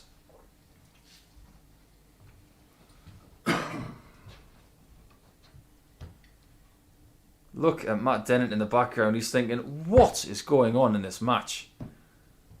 I could have won it 4-0. Now I can lose it 4-2. 100.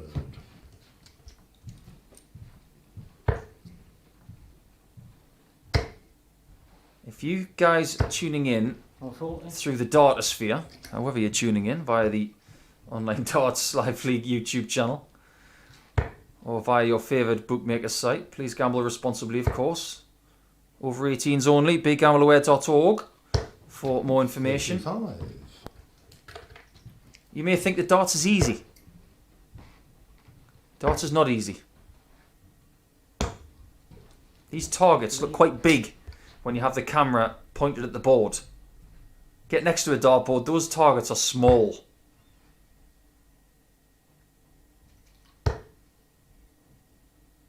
And Adams is making this game look easy right now with that maximum. 180. That is his second of the match.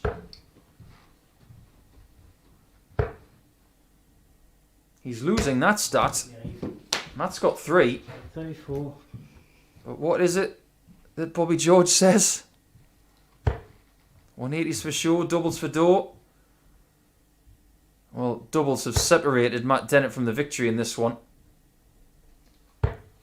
The way that Martin has taken his doubles in this one looked like a key to success. 50% so far for Martin. Only 18% for Matt. It was going so well. 102. He's done really well to leave a finish there as the scholar, but it may be the final act of this play in match number 6. Double 16. Game in It's a 3. terrific display. Finishes the game with 2 legs in 26 darts. The average swells, his points tally swells, and he goes back to the top of the table. How will Shaun McDonald fare in his next match to try and keep up with Wolfie? We will find out as he takes on Keelan K.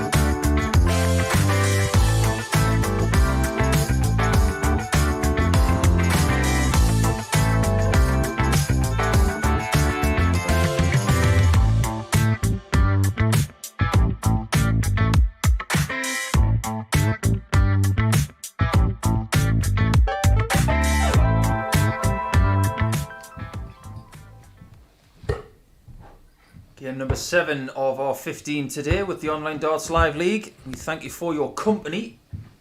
And things are getting particularly interesting regards this man right here.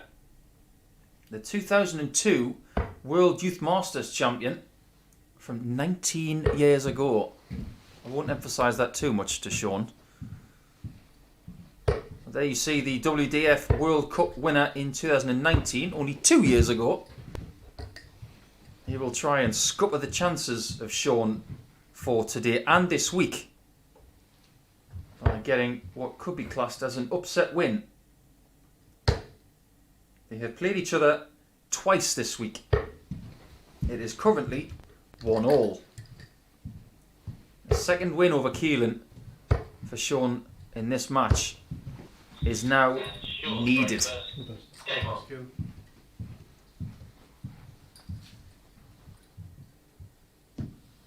He is 2 points behind Martin Adams, who is at the top of the table again. They've been yo-yoing for position all morning.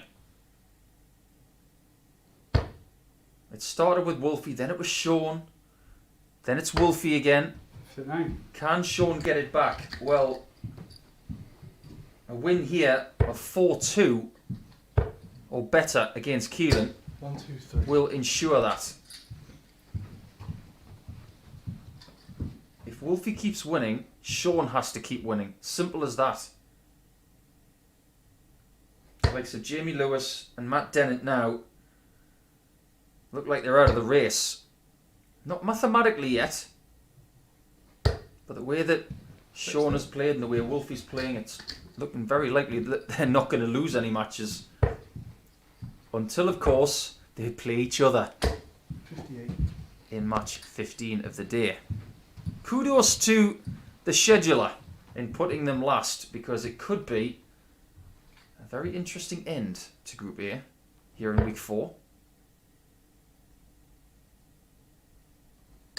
Adams returns in the next match to play Jamie Lewis. A win for Adams in that one. That will eliminate Jamie Lewis from the top spot race. And it will be more problems for Shaun McDonald if that happens. 140. But first, the Scotsman needs the win here.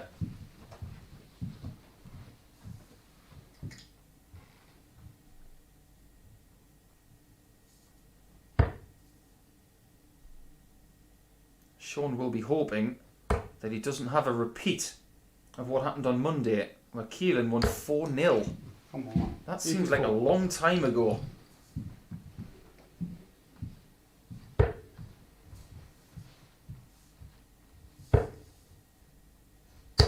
100. If that was to happen, it will be a huge blow to Shaun's chances. It wouldn't just hurt his points tally, but his leg difference as well. He was much better yesterday against Keelan.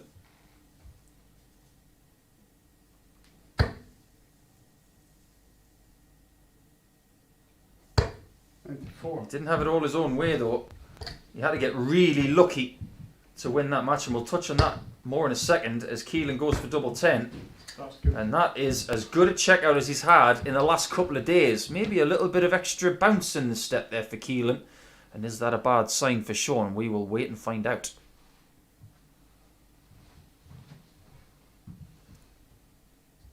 Yes, yesterday's match between these two, it was 135. It was grey hair stuff and hair pulling stuff in the end, because Shaun won 4-3, but Keelan missed 10 match darts in multiple legs. I believe it was 2 different legs. 100.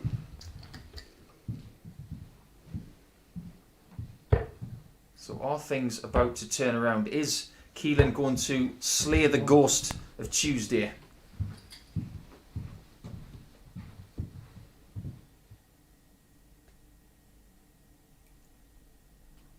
I've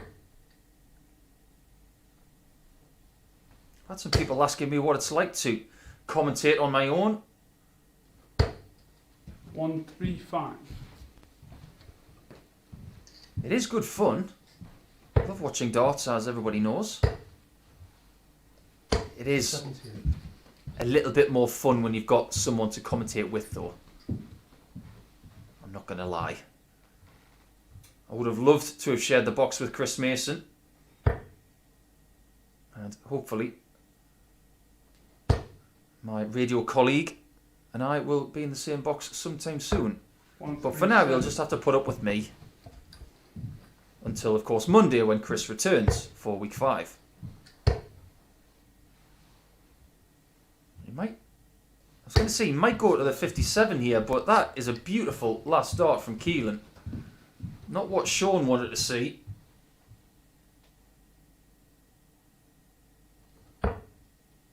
$60 bull, the only route left.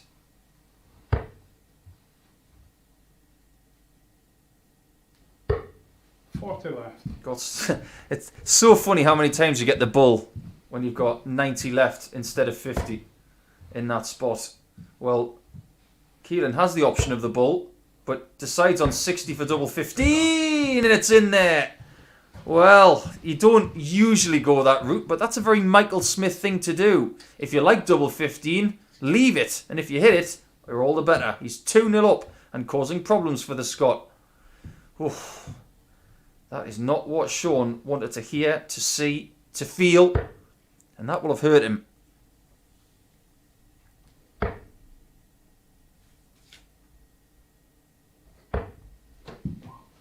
$50.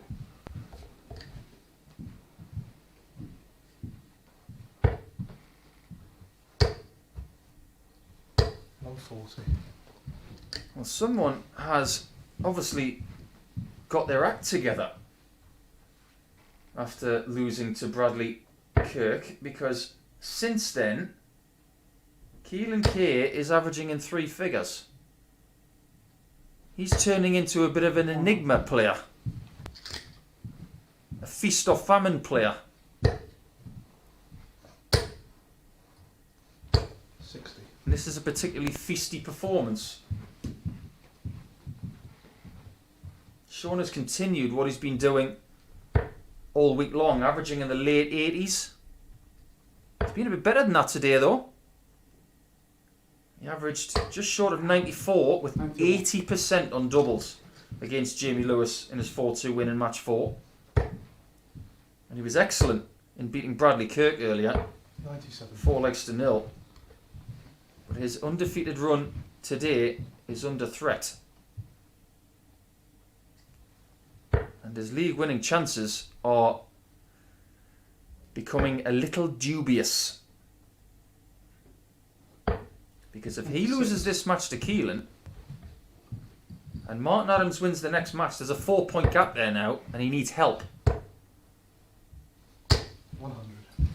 You need it to be in your own hands. The job of Shaun McDonald is to get to the final match today and know what he has to do. You don't want to have to rely on help from other players in this group. 96. 104 for Keelan. Will signal 3-0. 84. He's not far away from tops.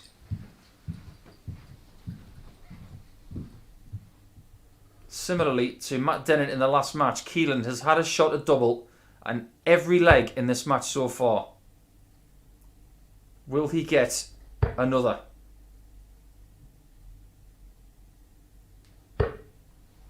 He will in this leg. 35 left. Double 10. One of his preferred targets is to make Shaun feel a little bit more miserable. Double 5. And he's pulled it low and left.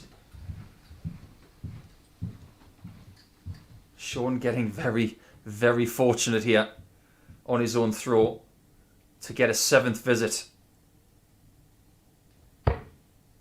Has to take advantage somehow, but first you've got to get the single. He does get the single 3. But he does not get the double 4.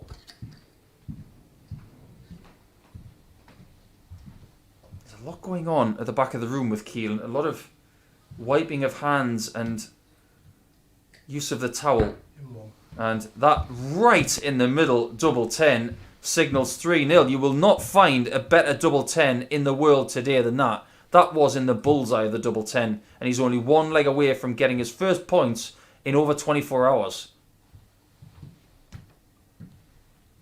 Should I say 48 hours? I'm getting ahead of myself. He hasn't won a game since the early afternoon of Monday.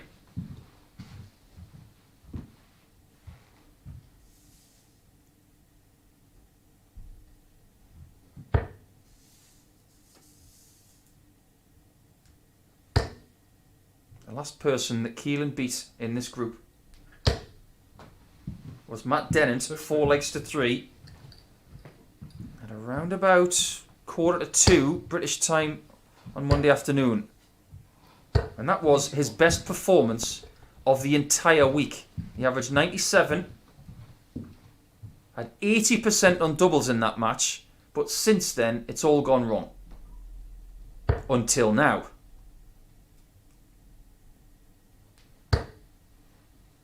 This performance has been very, very tidy indeed. And he's looking for his second 4-0 victory over Shaun, which would be huge news for Wolfie. 1, 2, 1. You won't mind that he's left 159. He's got at least 6 from there. Currently averaging 96 and 43% on doubles. That's very competent indeed. 140. Somewhat defiant last start there from Shaun. That was given some vigour.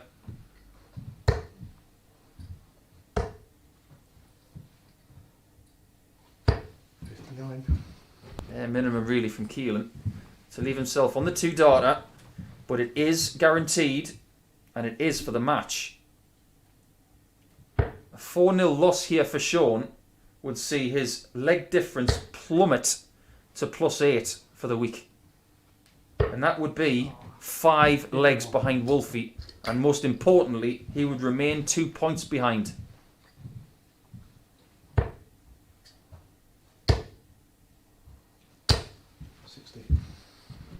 Turns out to be a very good third dart. It was sandwiched between the first 2.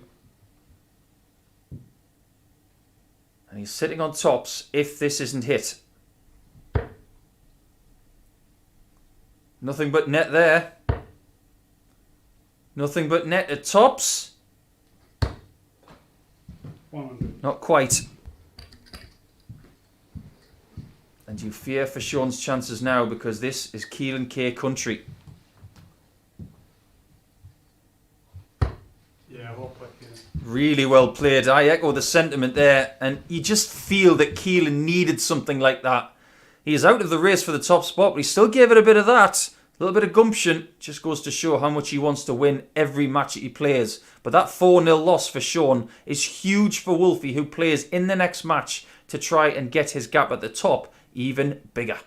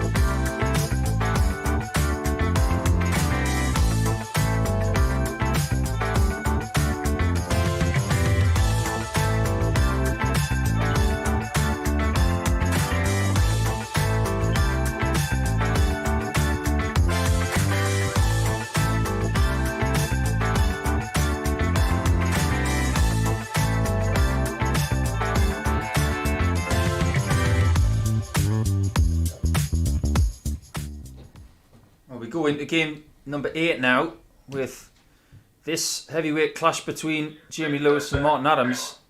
And Martin does so after some excellent news in the previous match. The previous match he played, 40.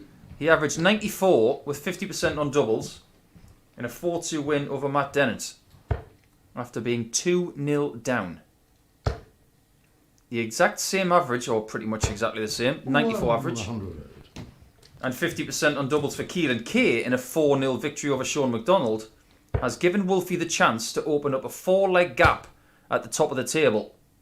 And that's if he gets the win here against Jamie.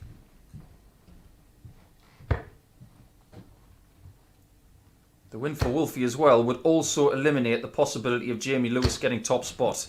100. So it's all becoming clear. A 2-point gap at the top and a leg difference 57. advantage of 5 so far is what Adams really wanted at this point of the week. And winning this one would get him to 20 points. 45.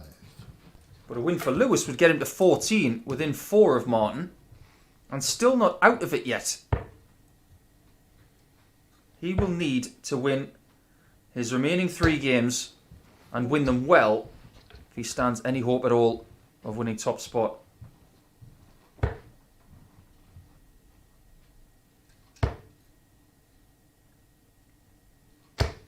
$100. I get the feeling that Martin is just going to plod on and do his thing and make things difficult for Jamie, who is explosive at times. 100. And even if Jamie doesn't somehow find the summit today, you think he may benefit from playing either tomorrow morning or tomorrow night. More games is probably what he needs to find out where he's at. And of course, he would still have the opportunity to make the finals on Saturday night. But his league position is very important too. We'll come back to that in a second. Adams for the break throw. Gaming 2. Finds double 8, 17 darter, and that's where he has been at pretty much at worst in most of his legs in the last day and a bit. Takes a 1-0 lead, and he's 3 away from a 4-point gap at the top of the table.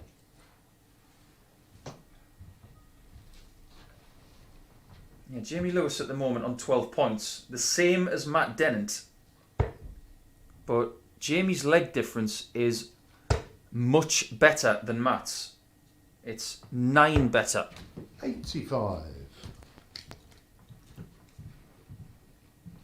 And if Lewis is not going to get top spot, but remains in the top 3, he will play tomorrow night and Friday night, 58. not tomorrow morning and Friday morning.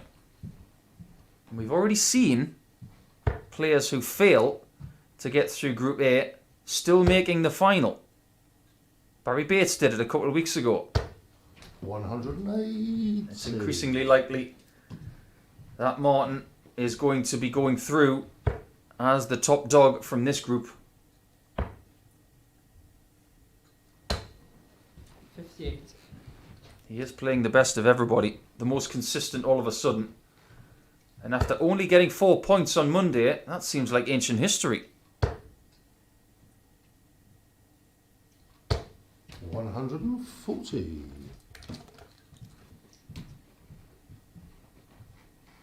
No matter what sporting events you are tuning into at the weekend, make sure you've got space in your diary for the finals on Saturday night.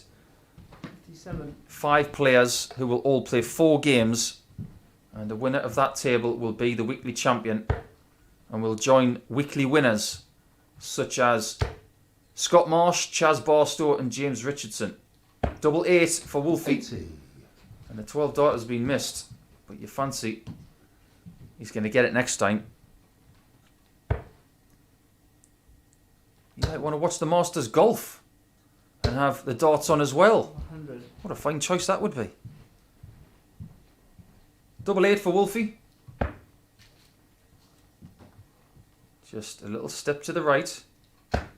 Game in 2. And a little glance off the dart to complete the first 2 legs in 31 darts. And you don't need a calculator to realise that that's very close to 100 average. And if he continues like that, he may swell his leg difference even greater.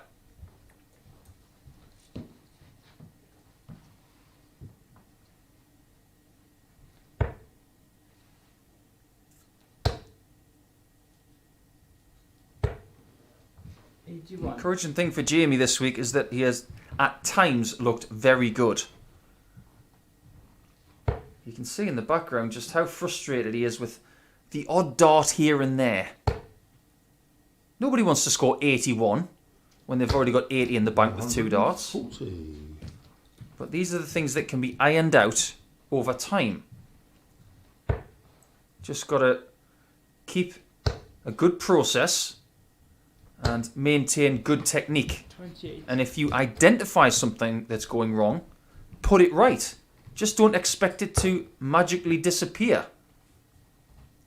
That's been the thought process of way too many dart players over the last 30, 40 years. 180. Thinking that you just play and things will correct.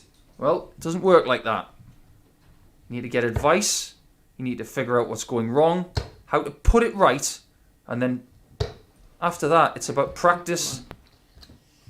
And maybe the more games that Jamie plays, the more he will iron out some of the rustiness in his game. The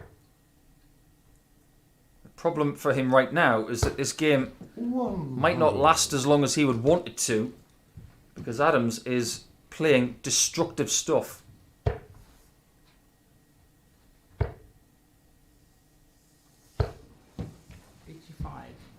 81 for another very, very tidy leg. He's not looking at the 12. Well, he was for a second. But it has got the treble 10.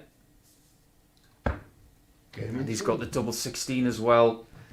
It's 3-0 to Wolfie, and this is very reminiscent of a game he played yesterday against Matt Dennant where he averaged nearly 105. In fact, the average is above that. It's above 106. Can he keep it going?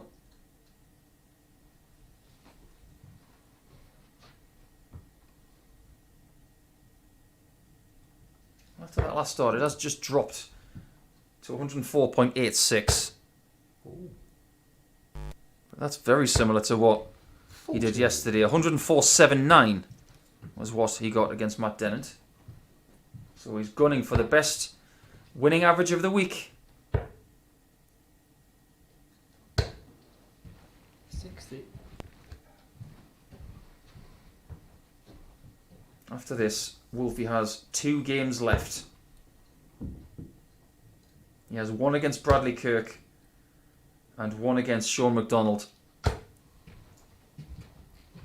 180. Third 180 of the match for Wolfie. And if he wins this leg and the next match against Bradley, that'll be that. Nobody will catch him. 97. That means he would go into match 15 against Shaun McDonald knowing that he's already through to the finals.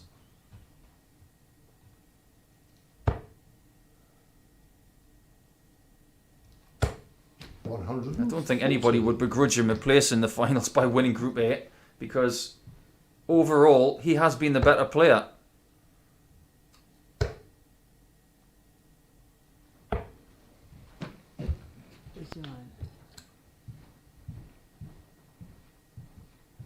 It's all about what Martin has done in this match. What Jamie has had just hasn't been enough to trouble him. 95.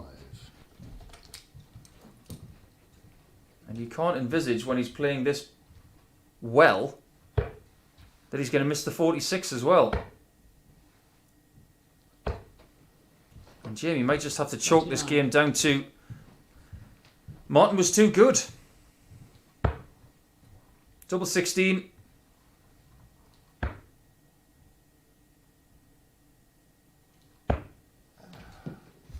Jamie gets an extra 3 darts in this match. Unfortunately, he can't win the leg from here. And he will have plenty of time to think. Well, not plenty. Only one match off before he plays Keelan K. 50. Someone who he's played very well against this week. But to finish the job, Adams Game in gets one. double 8. An absolutely destructive performance. And as soon as Shaun McDonald loses a match today, what does Wolfie do? He steps on the throat of the chasers and said, I'm having none of that. I've got a 4-point gap at the top of the table. And it's very close to the point where nobody can catch him. Well, going into the next one, Matt Dennant and Bradley Kirk are playing for league position. Let's see how they get on.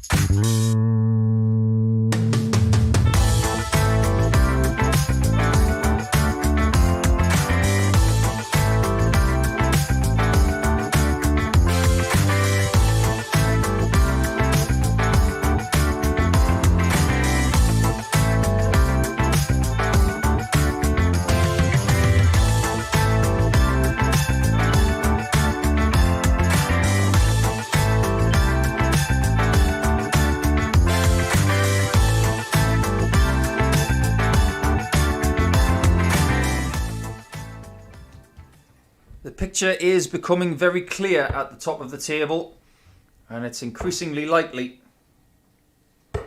that Martin Adams will be gracing the finals as the Group A champion. We will come back to that in due course as Martin takes the next 3 games off.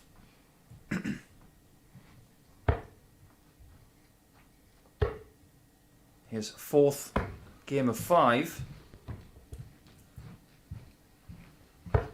will be against the man in black and blue. But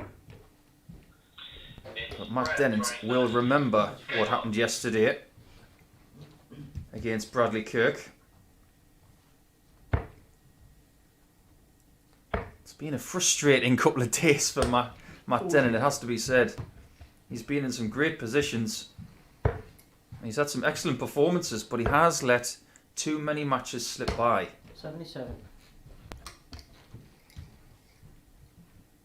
Things were going pretty swimmingly. And if you were looking for a turning point, 55. maybe it was yesterday when someone out of the blue, Bradley Kirk, who had not 96. won a match yet this week, then defeated Matt Dennant 4-0.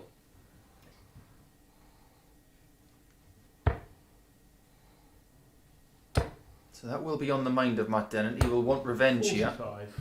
He'll want to get back on track. especially as his recent memory will be bruised 180. because of his game against Martin Adams, where he was 2-0 up and lost 4-2.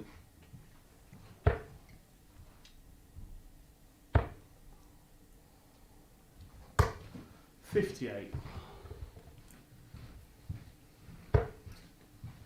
148 for Matt, 88. and that's handily placed.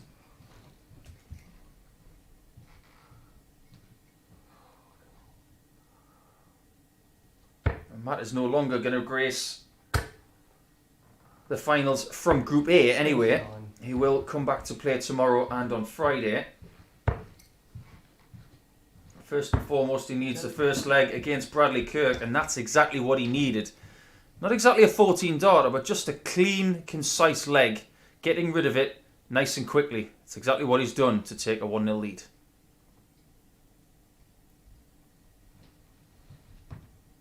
"12 points in the table, the same as Jamie Lewis.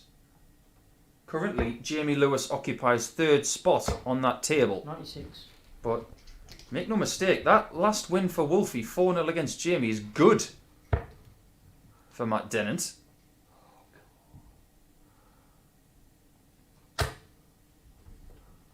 Because it gets him closer to Jamie. If Matt wants to play tomorrow night and Friday night instead of during the day the next 2 days, then he needs to get a move on. He needs to get into the top 3. You could say that getting through Group C is possibly a little easier than Group B because you've got to play less games. 28. But I would refute that a little bit by saying you've got less opportunities. Group B has 6 players. Group C has 5. So depending on what you think is easier, well, that's where you should be shooting for. However, you just want to win every game you play. 81. Matt Dennant might not know his predicament in the table. One thing I can tell him is that if you beat Bradley Kirk, you're going to go third. Jamie Lewis will drop to number 4. 40.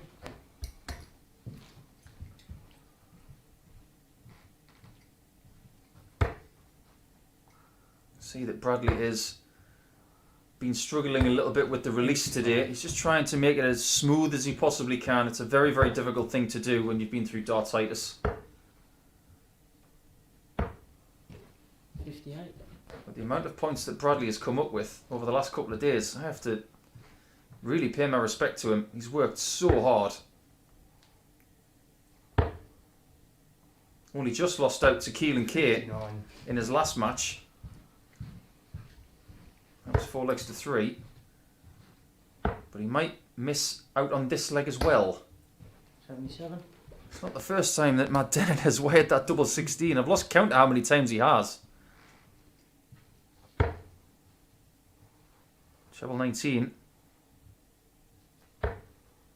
Would have left a shot at double 16 for himself. 141. Matt in quickly and in double 16 quickly for a 19 dart leg there, and it really is starting to look bad for Bradley Kirk. If he wants to try and get himself off the foot of the table, it might not happen, and he may be confined to playing in Group B.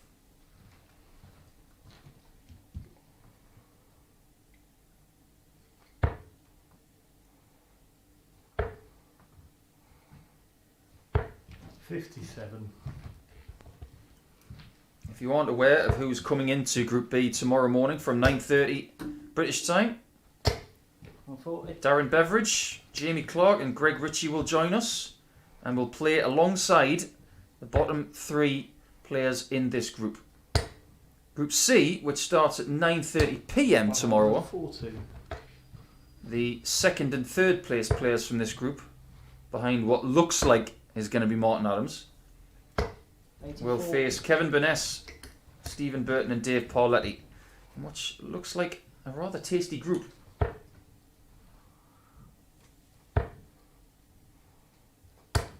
$100. Same sort of position that Matt was in against Wolfie. 2-0 up, averaging well. Very good doubles. Done. He'll be looking to just get rid of this game as soon as he possibly can. But with all due respect to Bradley, he's not Martin Adams, and the way he's playing right now, 96. he may not offer up the same resistance as Martin did. And that flawless technique that Matt possesses 37. is proving very reliable in this game.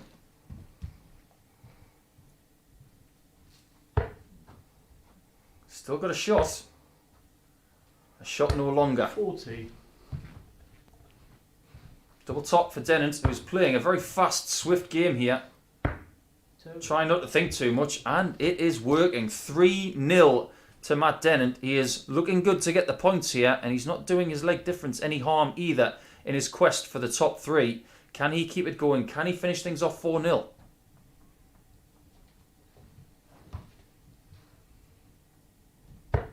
.97 average for Matt. 50% on doubles, 180. and getting better. I hasten to say it's his performance of the week because it's not finished yet. I'll tell you what, 42. it's pretty close.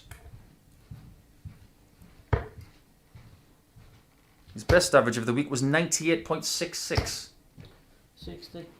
And he is very close to that right now.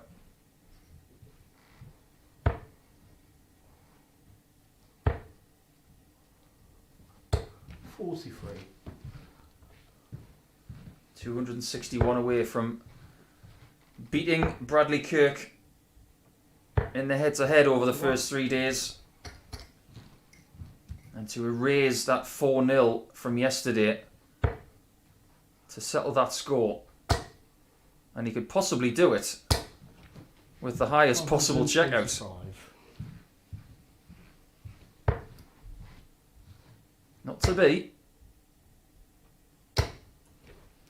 60. but he has plenty of darts left in this leg to negotiate the 110 he has left.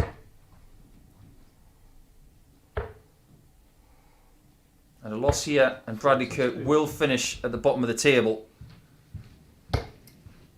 His leg difference, as we can see, is not going to be extinguished, 3. but he has been extinguished by a very fine performance from Matt Dennant there.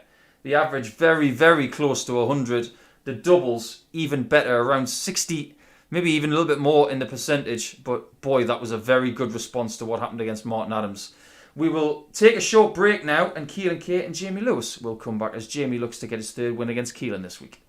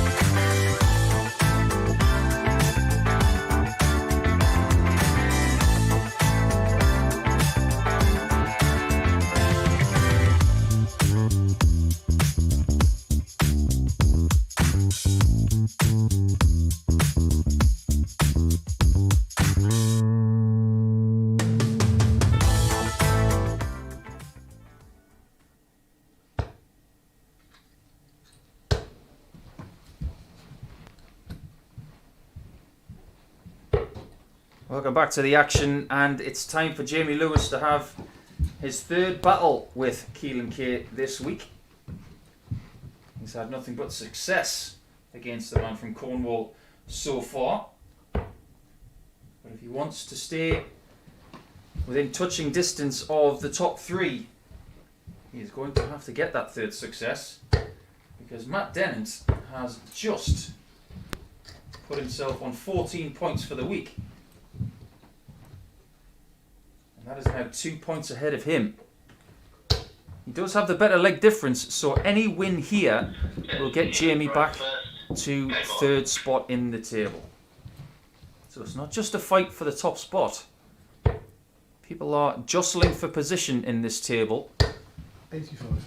to see whether they're going to play tomorrow night or tomorrow during the day. As for the daily table, which some of you out there might be having a little bit of a flutter on, if you are doing so, please gamble responsibly. Remember, it's 18 plus, and begambleaware.org for more information. But Martin Adams undefeated, 6 points at the top of the table. Matthew Dennant, 62. 4 points and +3. Shaun McDonald, 4 points +2. There's your top three. The only person not to get a win today is Jamie Lewis, who has been the sacrificial lamb to a lot of people's good performances today, especially the last game he played, where Martin Adams has put in the second best average of the week, only the second ton plus average as well, of 102. 60. Matthew Dennant's 4-0 victory in the last game wasn't too shabby either. 96 average and 60% on doubles. So we've seen 4-0s today, 39. and 3 of them in the last 3 matches.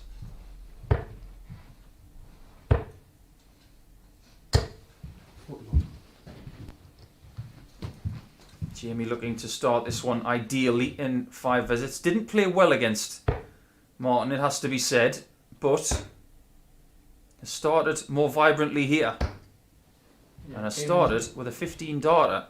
So we're continuing with the standard, and Jamie's looking to get himself off the mark in the daily table, and no time like the present as he starts 1-0 against Keelan.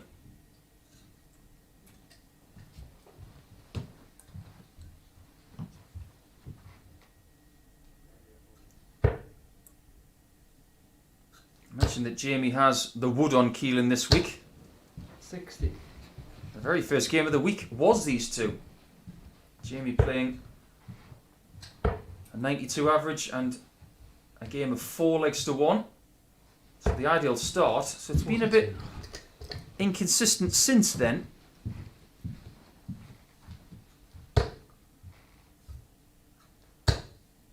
Last game of yesterday was these two as well, and it was a bit tighter. Keelan getting 2 legs, but Jamie getting the 4. 96. But one of those 4-0s that I've just mentioned from today belongs to Keelan K, and maybe that was the most telling, because as soon as he inflicted that on Shaun McDonald, Martin Adams inflicted one on Jamie, and they have created the separation 82. at the top of the table that Martin craved. Shaun McDonald, who plays next against Matt Dennant. 60. If he loses that match to Matt, Martin will be your Group A winner. Very simple. 68. This game is being played in a very speedy manner. 2 players that don't hang around.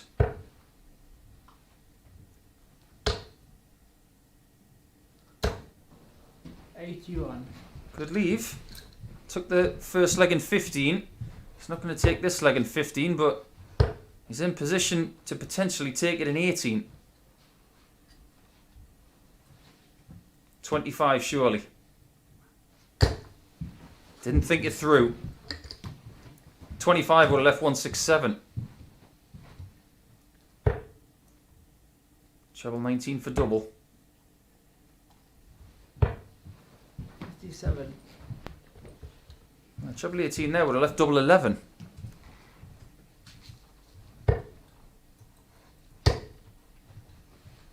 You see, if you'd have left yourself 170, 132. you would have found yourself a shot at the bull there. The amount of times that happens is extraordinary. Jamie's got double top.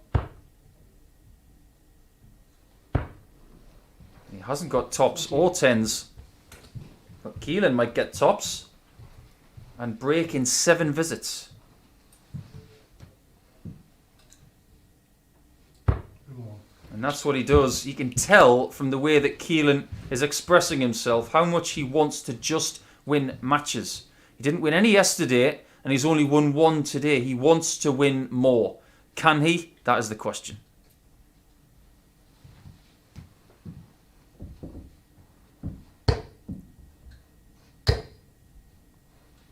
Tom. I think the difference between the way that Martin Adams sings his scores and the way that Keelan says his scores is there's a chasm between the two. 85. One would say 100. And Keelan says ton. It's a very millennial way of calling your scores. 81. Get it out the way, let's move on to the next one. Whereas Martin revels in the moment a bit more.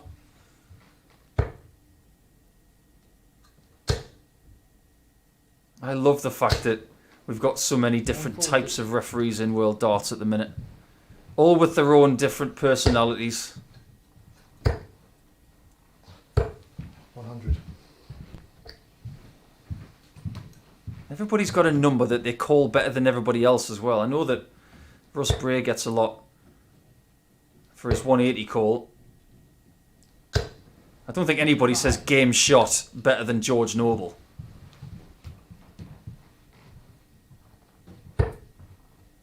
Nobody says 174 better than Anthony Dundas. And I can't remember the name of the guy that does the best 140 in the world when he says 140. It's just, it's very game show like that 140. I really like it.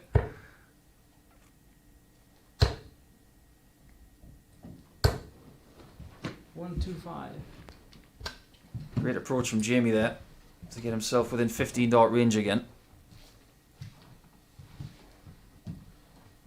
But Keelan is taking a little bit more time to approach the Oki when he gets into a match than he did a little bit earlier in the week. 60 for double 18 here. Not quite really positive 2 darts there, but just missing the target by the width of the wire. Finds the treble with dart 3, but it may be a little bit tardy. 1, 2. Yeah, double top has been working very well for Keelan, and he is a bit of a confidence player. You could say he's a bit streaky as well, because when he gets a win, he tends to get more than one. Is it going to be the case? He's 2-1 up.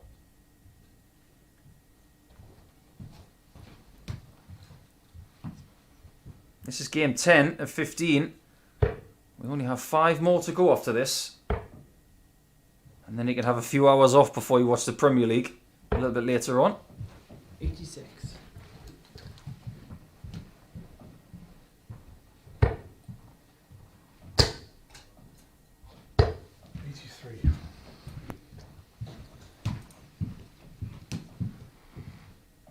A win here for Keelan would get him on 12 points.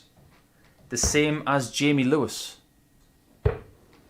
57. Keelan's done a really good job of trying to get himself towards the possibility of the top 3, but you can see the frustration of Jamie Lewis in the background. A very, very placid guy, but he is a human being. He's entitled to feel frustrated now and again.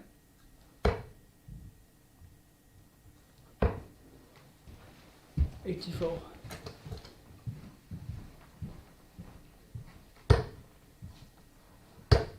And if Keelan is sensing a bit of frustration from Jamie, that's a good thing for him.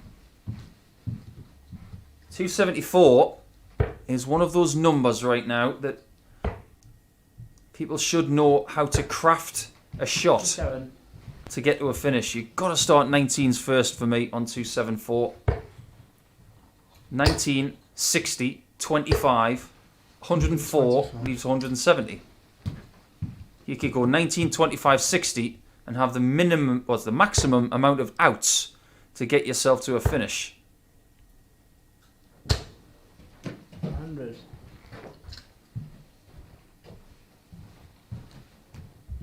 56 is a good number for Keelan because it means he's on tops again. 2.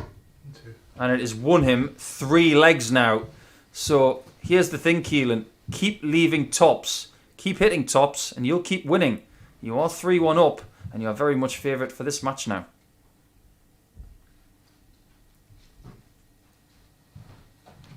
Jamie looks a little crestfallen at the back of the room and you can understand why. It's not been his day.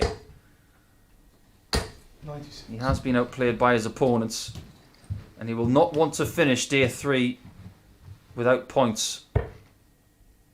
At times this week he has played sublime stuff. He's had some great legs of darts. 100. But here's the thing about league format, whether it's the Online Darts Live League or the Premier League, you're playing against people constantly 58. and there's nowhere to hide when you're playing your best or your worst or somewhere in between. You're constantly thrust into the limelight and tested. 41. Here's one of those numbers you can get in 6.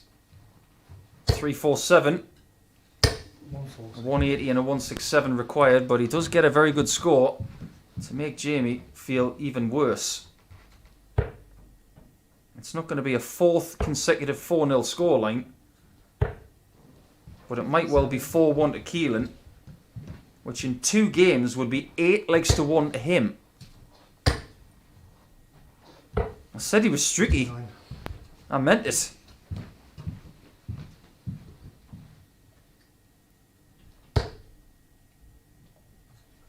He's also trying to do a Peter Wright in this game as well.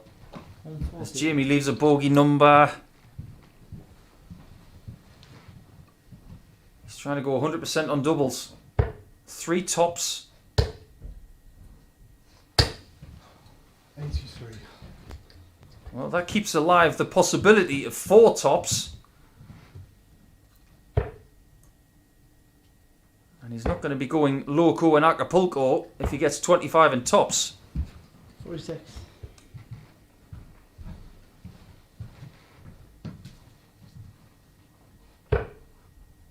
17.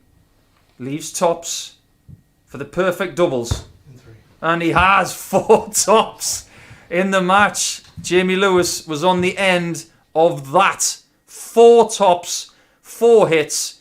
Keelan K, Mr. Streaky. Well, he's just gone and won his 2nd match of the day. And he's on the same points as Jamie Lewis in the overall Group A table now. We will take a very short break before we come into match 11, which is Matt Dennant and Shaun McDonald. Shaun McDonald needs the win. If he doesn't get it, Martin Adams is your Group A winner.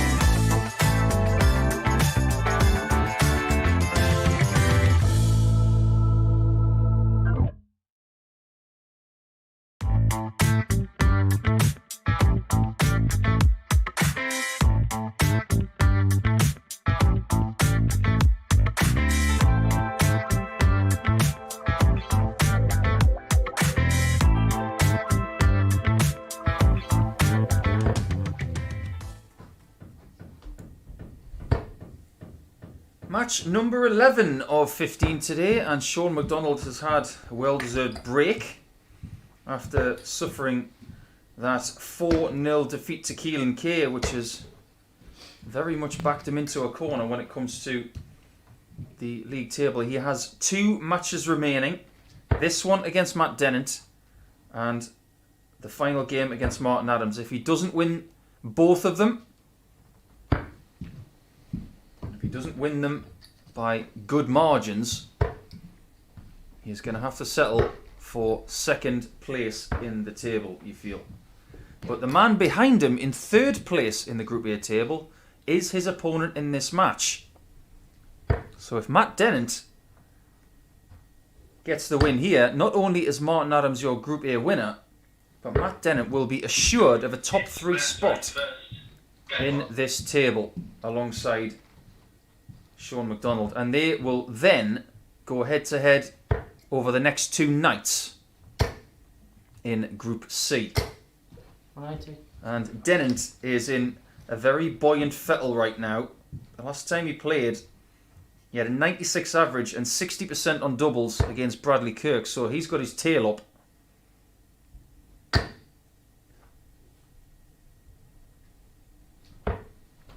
Jamie Lewis has lost ground, and he is now on the same points as Keelan K. Bradley Kirk is at the basement of the table on 6 points, and Martin Adams waits to see what happens in this match, because he will be playing 2 more matches, one against Bradley Kirk and one against Shaun, but he may have to do so in the knowledge that he's already through to Saturday night's final. He's talking about referees in the last match. Danny van der Pla has got in touch on social media, and he said that Freddie Williams is one of the best refs for me. He had a great way of calling 140 and 180. I could not agree more. Freddie Williams, what a legend. One of the most recognisable referees of our sporting history. And I always loved the way he called in the legs when he said the word yes first. Yes, that's game shot. And the first leg to whoever he was calling for. I had the pleasure of meeting Freddie once. He's no longer with us, unfortunately, but he really was a trailblazing referee with the likes of Bruce Spendley, one of my other favourites. A man from Hartlepool. Hope Bruce Spendley is tuning in, maybe, enjoying his retirement. Matt Dennant for 84 for the first leg.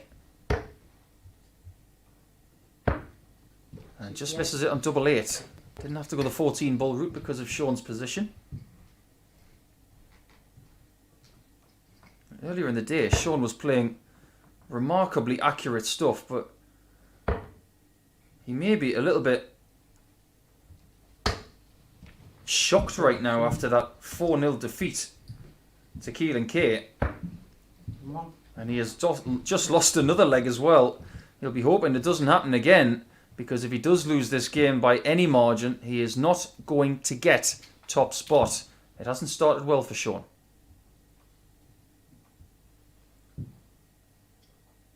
We do have to talk about the leg difference as well. The difference between Martin and Shaun is 9 legs.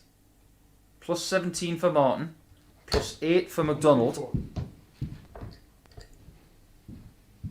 So you do get the feeling that he might have to win this game 4-1 to have any chance, because the possible leg swing against Martin is 8. If he won 4-0, Martin would lose 4 legs, Shaun would gain 4 legs. But to be in a striking position, he's going to have to beat Matt by a good margin. 53. Harry Garside has got in touch on Twitter as well, saying that Keelan has done a great job to eliminate so many stray 5s today. I agree with you, Harry. I think he's done an excellent job. He hasn't been as erratic today as he was yesterday. And if he can fix that thing about his game on a more regular basis, he is going to be a great dart player. 96. Matt Dennant looking at the 19s on 262. I like this play a lot.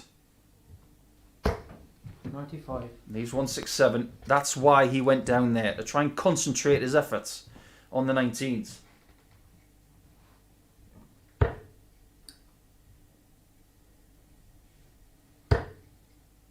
This is very concentrated.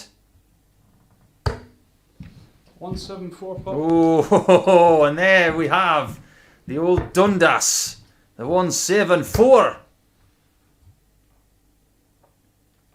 131. The only person I've seen hit a 174 this week is Shaun McDonald, and he's got 2 of them. Double 16 for an excellent answer. Given 2. Beautiful. Has to be said. 174, 44 out in 2. That's world class from Shaun McDonald, especially when he knows he needs pretty much every leg from here to have any sort of chance to get the top spot.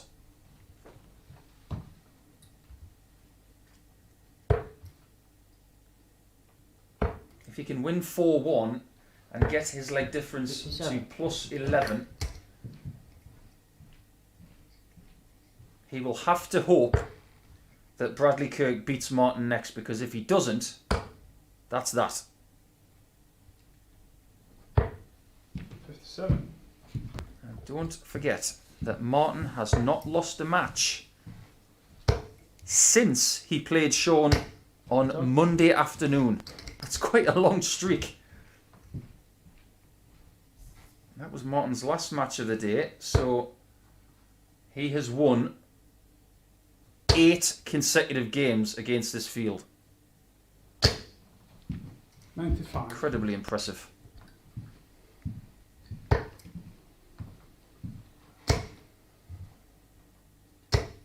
So,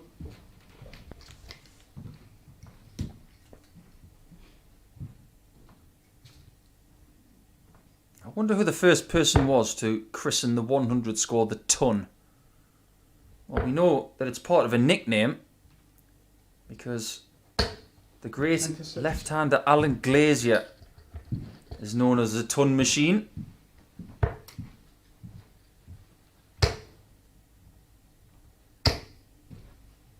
$60. I remember watching Alan as a young kid, thinking how cool was he.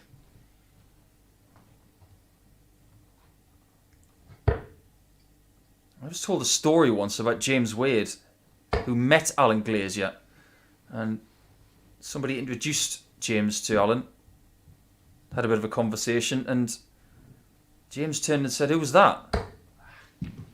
81. He didn't know who Alan Glazier was.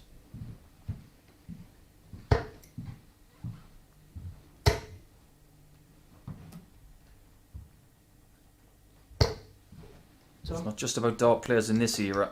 You should do your history. Learn about all of the players from the past as well. Some of them will be returning next year for the World Seniors. I'm sure there'll be a lot of people tuning in for that. 59. Who's tuning in for leg 3? It's looking more likely to be Dennant. Double 11. 3. Oh yeah, beautiful. That is perfectly seasoned and a very, very tasty check out there from Matt Dennant, who retakes the lead at the 84 checkout, and it is 2-1 to the man from the West Midlands.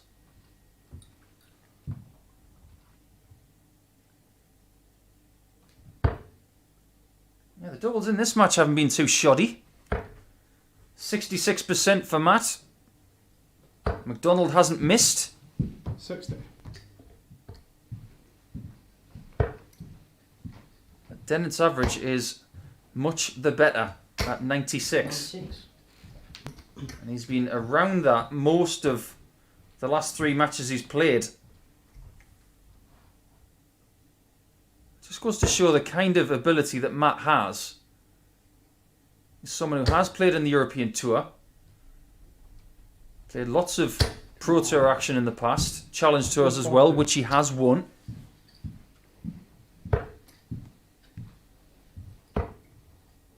Won 2 of them, of course. One was last year in Wigan, where it seems like we've not played any Pro Tour action forever. It's just over a year, of course. And the last one he won was a 60. development tour title back in 2013. So there are his 2 PDC titles. That one was won in Crawley.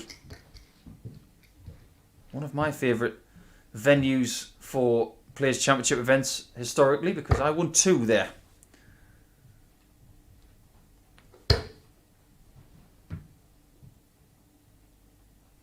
Consequently, I don't actually live that far from that venue anymore.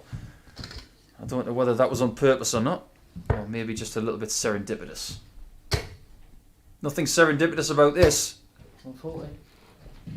That was all of Matt's work going into that 140 to get himself back in this 4th leg. Treble 19 will be the target. He's been very good down there today. And he still hasn't missed a double. 2-2 in this one, and we are none the wiser as to who is going to win the match. But if it's going to be close, then it's not good for Shaun McDonald. He has to win the match, but maybe he's got to win the last 2 legs here. Let's just do our sums. If he wins 4-2, he can still beat Wolfie. 96. But it does depend on what happens in the next match against Bradley Kirk. Bradley Kirk may need to win around about 4-2 or 4-1, but based on the way they've played today, that's not very likely.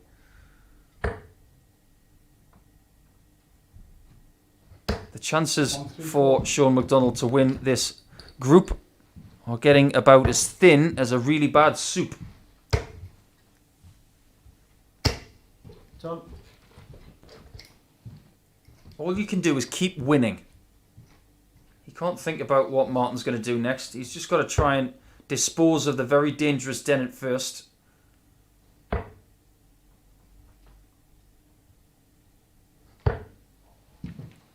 51.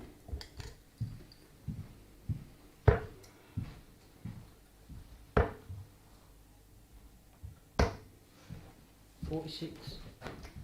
Bit of a scrappy visit there from Matt. He won't be pleased with that one. Got to brush it off though, and that's something that he's done very well this week. When he's had a bad leg, a bad visit, or a bad match, he has responded brilliantly. That's a really good quality to have. Earlier on today, he lost 4-2 to Martin Adams. And he had every right to feel frustrated about that because he could have been 3-0 up. No. He could have possibly won that match 4-0. He ended up losing at 4-2. But his response in beating Bradley Kirk 4-0 was absolutely top notch.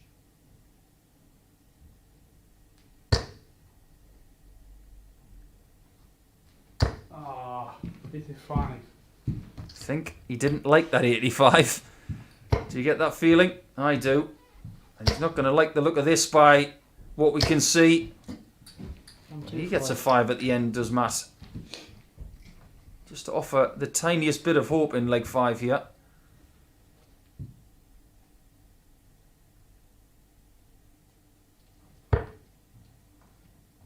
$131 is the magic number.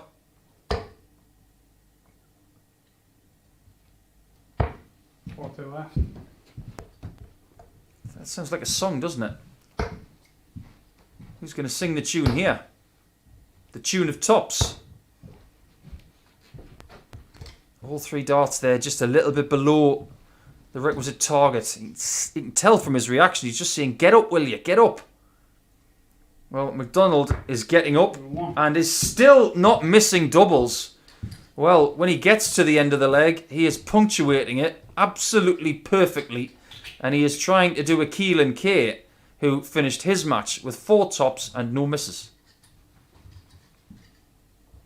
So could we, for the second match in a row, I can't believe I'm going to say this, could we, for the second match in a row, have someone win a match with 100% on doubles? It's rare enough that you get someone winning one match with 100%, but to get 2 matches in a row, Some sort of wizardry. 85.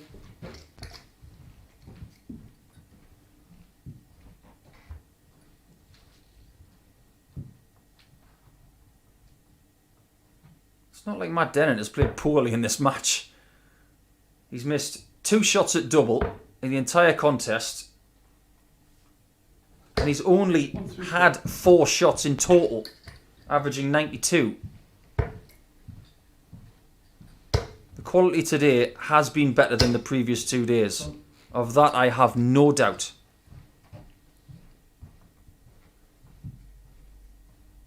Got to go 19s first on 309. Mistake made. With your opponent close to you or in front of you, you have to be 19s first on 309. These are the kind of tactical errors that are made that could bite you. Tom. You will not see an error like that from an elite player. That's the point. If you want to improve, they are the things that you have to improve on. A 140 would have left 169, which you can do nothing about.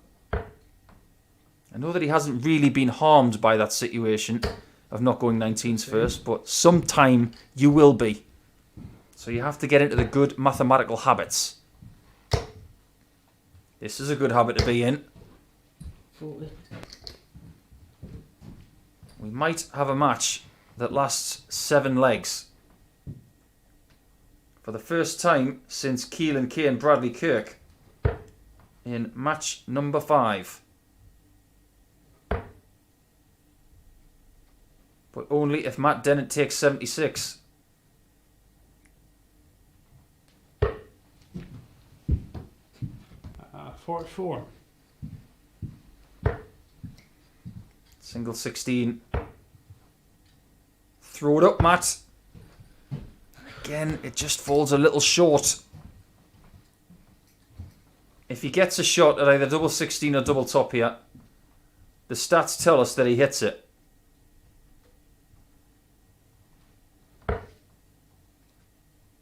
Double 16 is waiting. Double 16 can be hit. Oh, and it's the first double he's missed. It wasn't by much. And it's up to the man from Walsall to take us to the hill. That's exactly where we go. And that's the difference between these two players. 1 shot at a double from Shaun McDonald is the difference between these two after 6. So let's have a 1-leg shootout.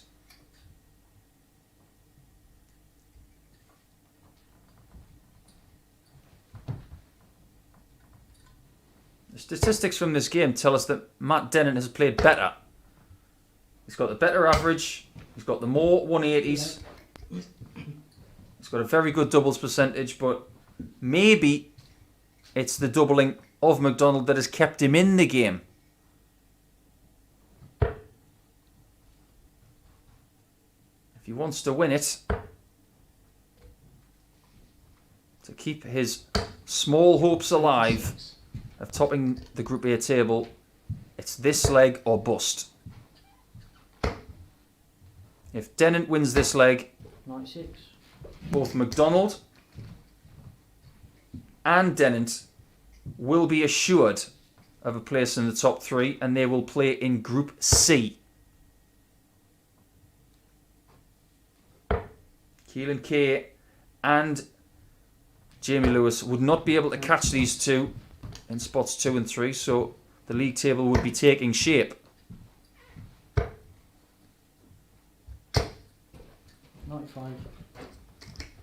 Again, he's on 309 and his opponent is a dart ahead. This time he goes for the 19s. Stay there. Now you go bull. 25 leaves you on a finish. That's why you go there. It's a bigger target. And look at the way he thought it out, and look at the way he executed it. Absolutely perfectly.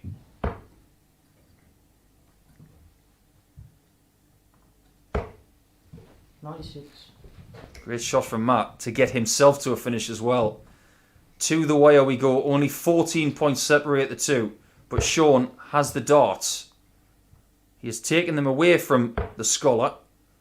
And he's looking to double dip on the treble 19 again. 1, 3, And he 4. has 4 of them from 4 attempts. And he has squeezed very, very hard 58. against Matt Dennant in this last leg of the contest. And he's only missed 1 dart at a double. Make that 2. 3, but only just. 1 left for the match. Oh, somehow it doesn't go in.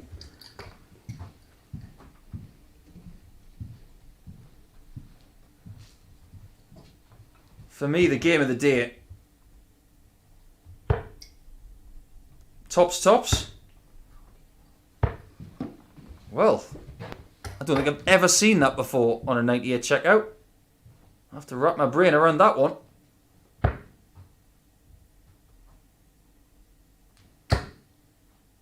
Surely, what a guide. And how has he missed? What? I didn't even think there was a gap. But there was.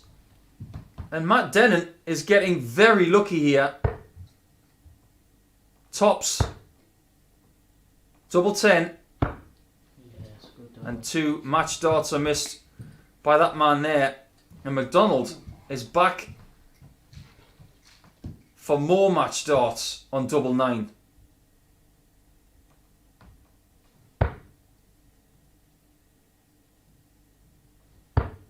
He does get another double 4. And he does find it as well. And Matt Dennant has again lost a very, very close match. But via that victory, Shaun McDonald has made sure that Wolfie now has to win his next match if he wants to go into the McDonald match in match 15, assured of the Group A title. Can he do it? We'll find out as he plays Bradley Kirk next.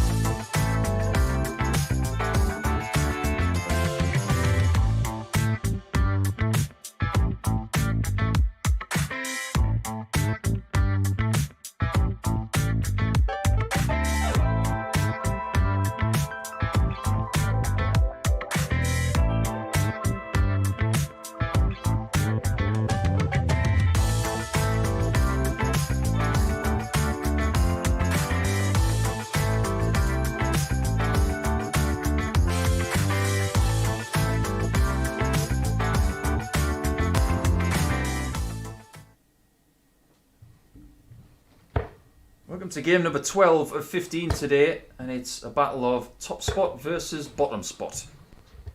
They give us no. We know that Bradley Kirk will finish at the bottom of the table, so maybe he can play with a little bit of freedom in this one, knowing that in 6th spot he qualifies to play into Group B tomorrow and on Friday, which will be the same time slot. But also in the knowledge that if he is defeated by Wolfie, Martin Adams will win Group A with 1 game to spare. Winning this one would get him to 22 points, an unassailable 4-point lead over Shaun McDonald, who he plays in game 15. It's Martin throwing first. All back. Okay, All Bradley. Martin and Bradley have 2 games remaining for their Group A campaign. And looking at how they have played overall in the last 60. couple of days, you'd have to fancy that Martin is a heavy favourite in this one. Martin, who has put in the only 2 ton plus averages this week. 140. He had 102 against Jamie Lewis a few games ago. And he also had 104 against Matt Dennant yesterday. Well, the 140 from Bradley Kirk has obviously told Martin to get cracking, which he does with his first maximum of this contest. 180. Well, looks like something is spreading around the room. A bit of confidence. We'll have a bit, son. 95. Not a good treble 5 though, leaves a bogey number. The best that Bradley Kirk can do is if he wins this match and wins against Jamie Lewis, he would finish his Group A campaign on 10 points. Personally, if he does that, I would gladly shake his hand and say well done, because it has not been an easy 3 days for him. 25.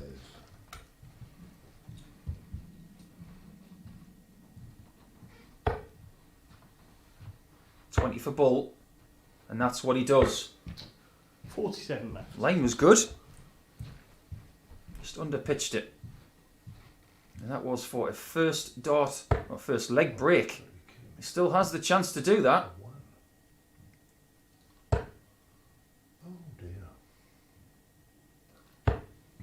26. Single 15 you feel. That's what he gets. Double 12 now. 23. Just a bit ragged. I suppose that would categorise the way that things have been for Bradley the last couple of days. 20 for Bull. Does he get it? 70. Just a little bit to the right. And Bradley's getting more chances than he expected in this first leg. Double 10. Not double 10, double 6. It was 21. double 3, but he's missed all 3.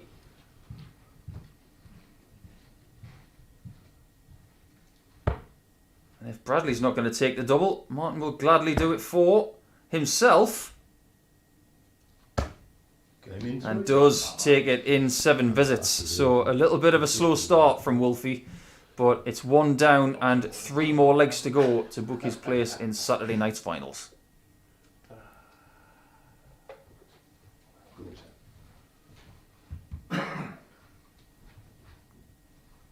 Just thinking that the dart shirt that Martin Adams is wearing today for 81.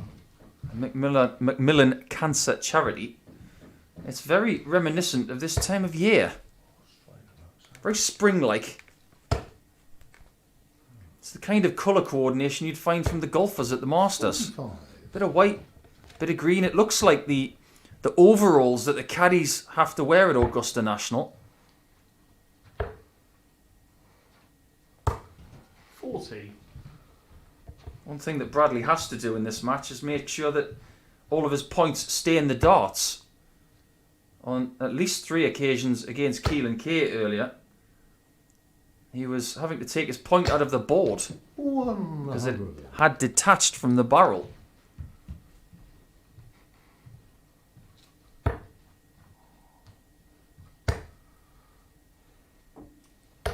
$67.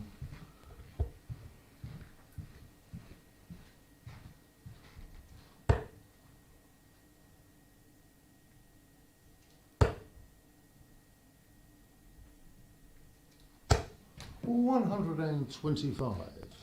Nice visit there from Martin to get himself a little bit of a lead, but I suppose we're at the time of day, instead of just focusing on the league table and this match, we could come up with a few 61. things that you might not have known.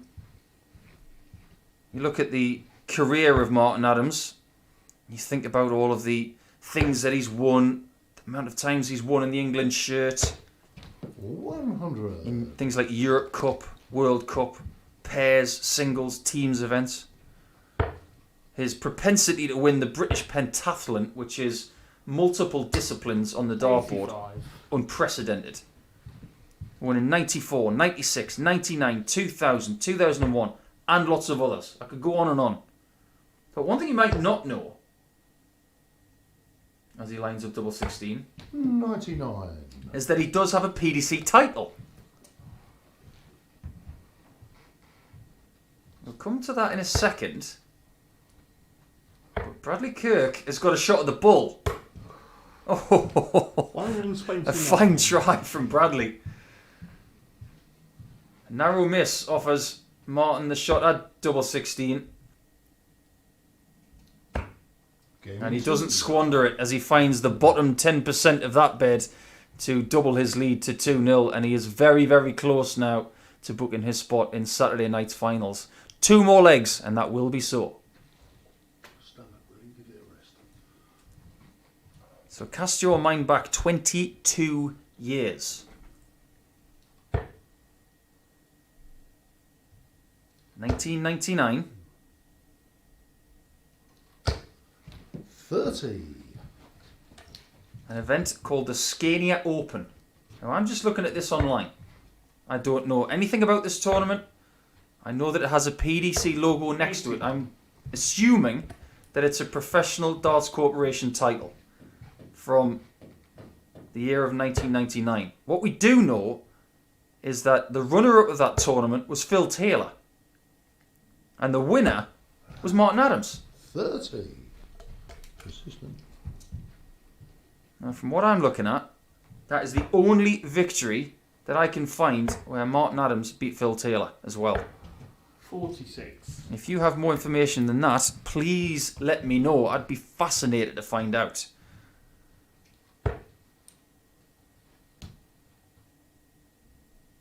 I've been around this game for a very long time.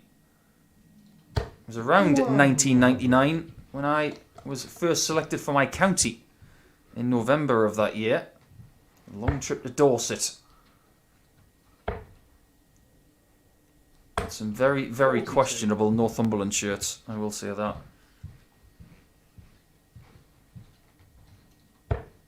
So, since then, I had no idea that Martin Adams had a PDC title. 54. I do now.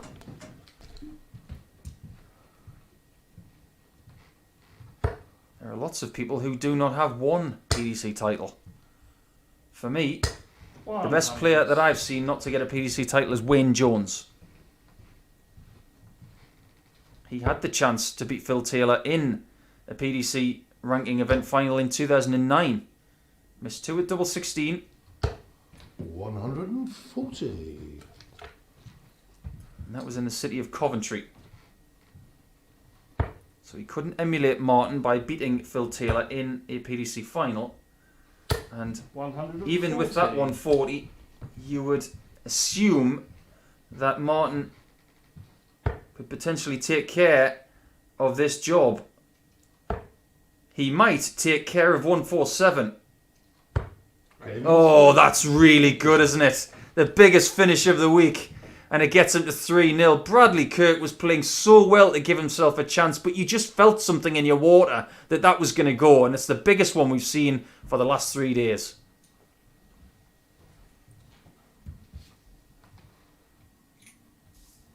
He had the biggest finish of the week before today's play started. That was taken away from him by the 1-3-2 of Shaun McDonald. He's now got it back.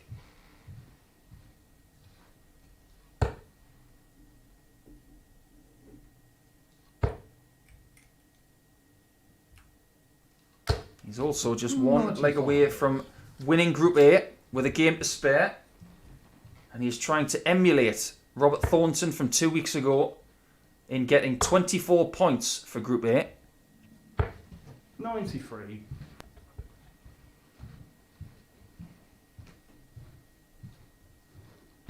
It's not that Bradley has actually played poorly in this match. He's, funnily enough, averaging more than Martin.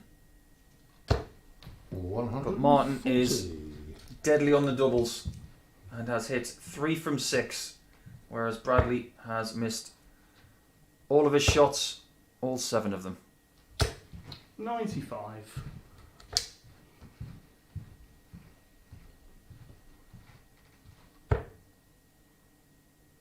Now to the 19s. Only the 57 will do to leave a finish. 58. Not quite. And Bradley has the upper hand in leg 4.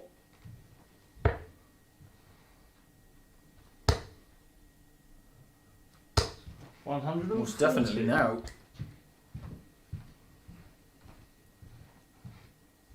It doesn't matter what Martin does here. He can pressurise though.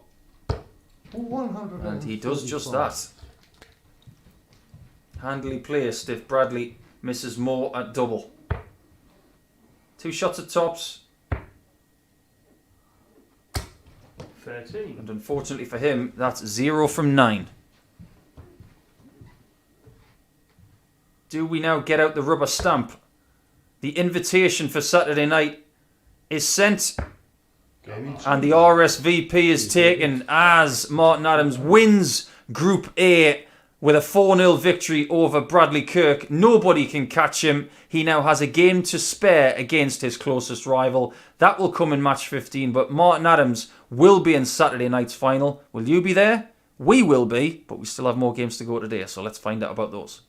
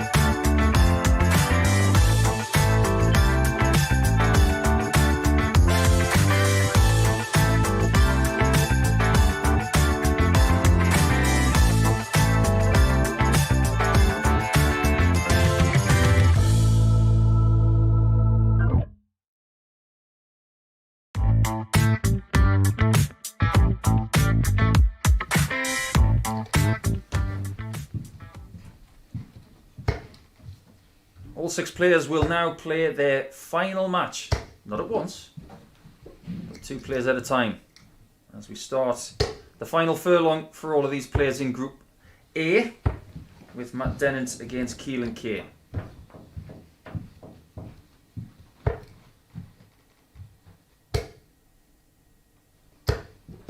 Their league positions are as such.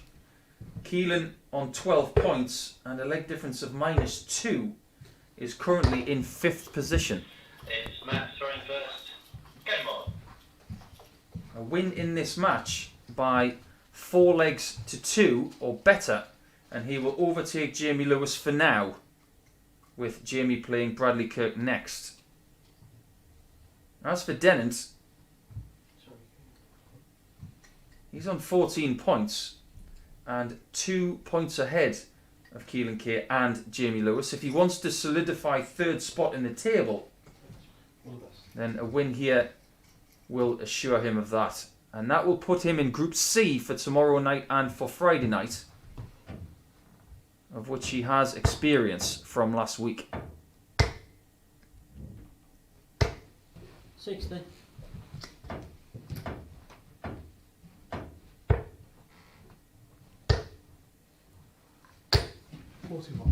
Of the 2 players, you would have to say that Matt has been more consistent. Keelan a bit more streaky. But at times, Matt has looked delightful. Just like that.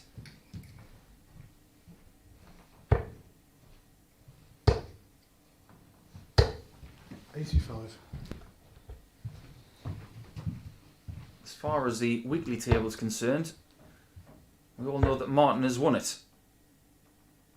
As far as the daily table is concerned, 9.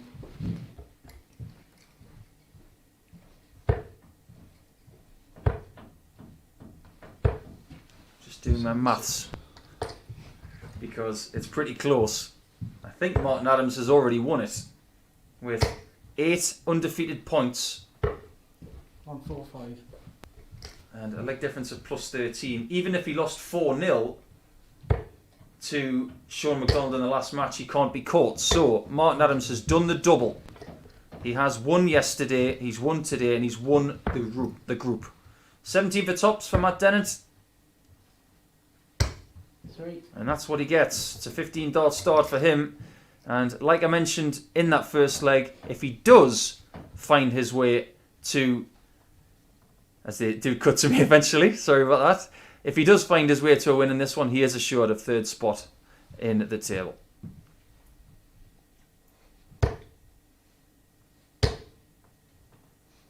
$139.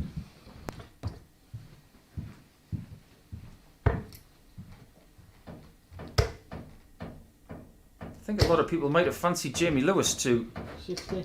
have a good week this week. The week is not over. That's the thing. What you have to do is get through a group, whether it's Group A, whether it's Group B or C. Get yourself to the finals and anything is possible. We saw Aaron Monk dominate Group A in week 1. He didn't win 93. in the finals. Scott Marsh won that. So just because you don't get through this group doesn't mean your chances of winning the week are gone. 95. Who's to say that Matt doesn't steamroll Group C and then steamroll the finals? He's got every capability of doing so. 1.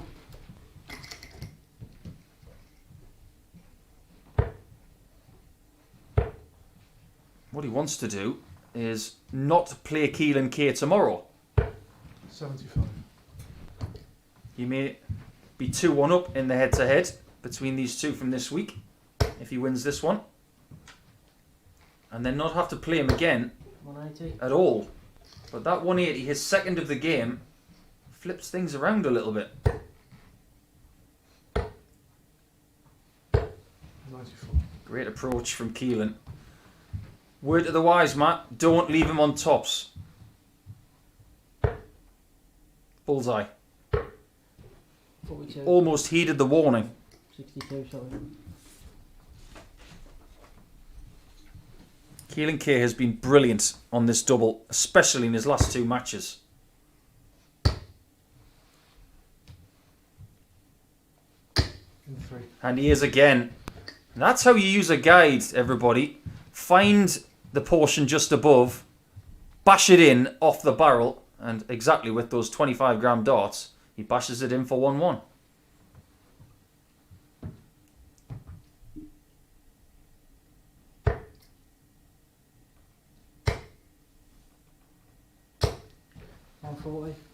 Yesterday, Matt Dennant defeated Keelan K by 4 legs to 3. That was the first game of the day. It was the last game of Monday. That was won by Keelan K by 4 legs to 3. So they've gone the distance twice.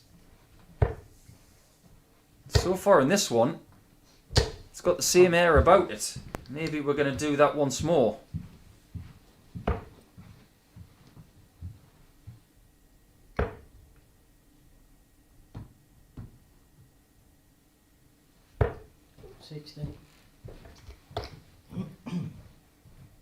Decent advantage here for Matt, who is throwing first in the odd numbered legs. 98. There's no bull off in these matches, of course, to see who goes first. The amount of times you start a match is evenly spread out to make it fair for everybody. 44.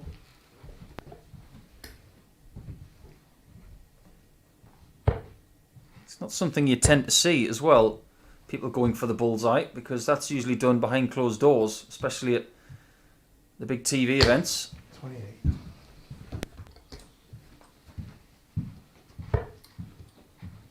Treble 18 for a bullseye would have been the biggest finish of the week, but he decided to just approach it, and I really like that. Good professionalism from Matt Dennant. But in the last match we did see a 147 out from Martin Adams. Biggest finish of the week by 15 points. 135. Don't miss, Matt. 1. And Matt doesn't miss. So he does find his way to 2-1 up. And he's looking good to solidify his third spot in the table if he can keep this going against Keelan K.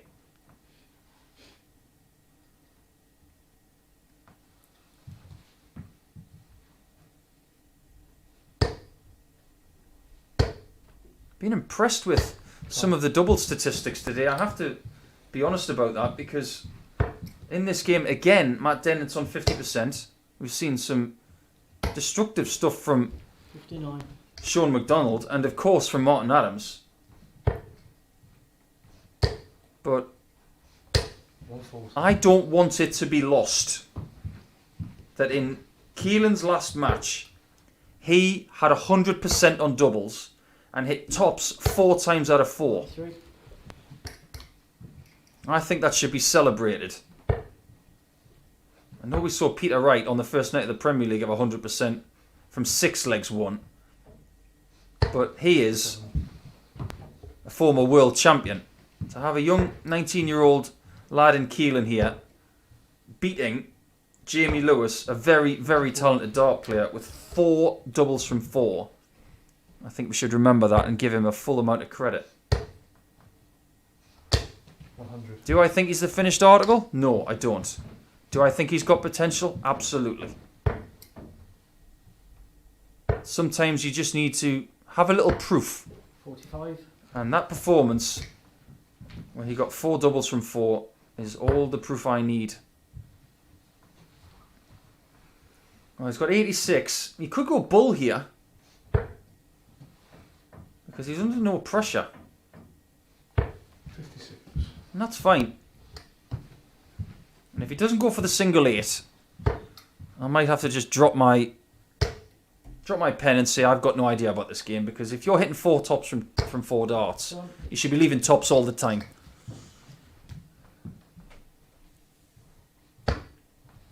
There's the 8. Hasn't hit it this time. And he hasn't missed. 38. He hasn't hit the 10s either.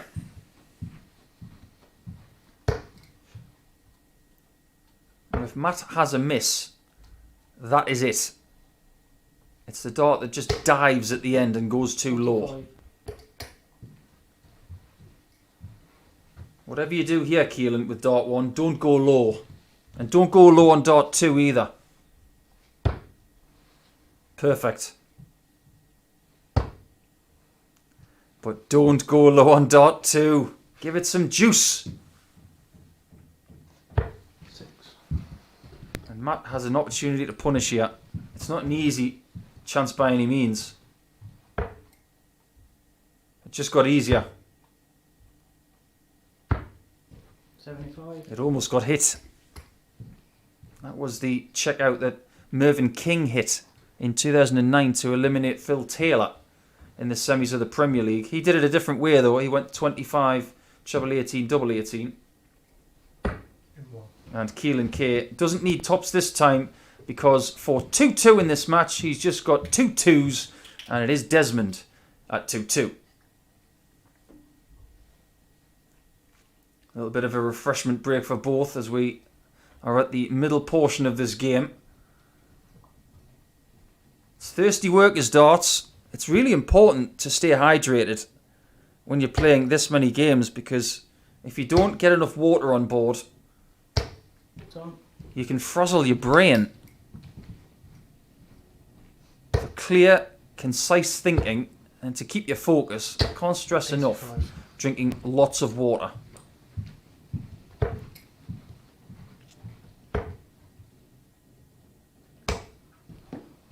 Seats.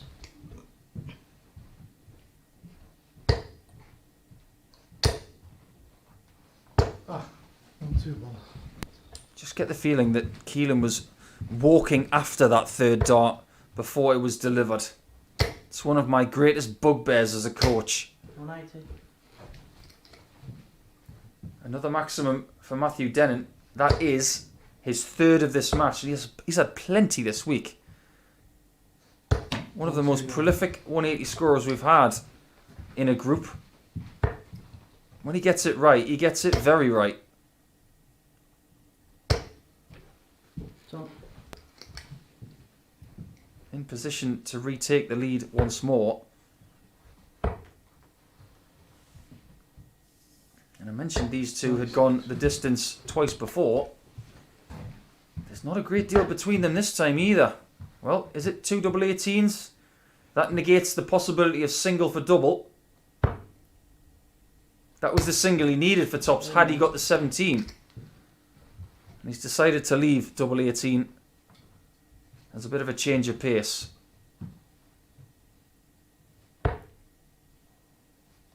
Double top for Keelan. Oh, and by the finest of margins, he has not found it and given the scholar a chance to retake the lead.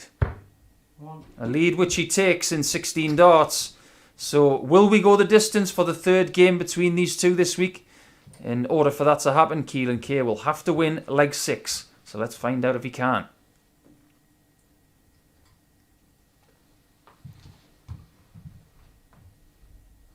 I've noticed that Keelan K is wearing a gold coloured watch, 57. which used to be a sign of retirement. When you finished your job after 30, 35 years, they used to give you a gold coloured watch. 125. And that would be you out of the pastures. Well, he's very far from retired. He's only just getting started. 46. It's not as glittery as, say, a Bobby George watch or maybe a Martin Adams watch. 96. But if he keeps winning over the next 10, 20 years, he might be able to afford a fancy watch.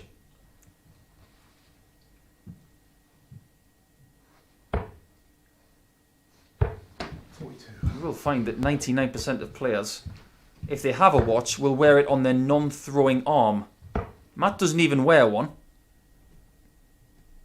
If you look at Simon Whitlock, for instance, he throws with his watch on his right wrist, which is very rare. I've never really understood it.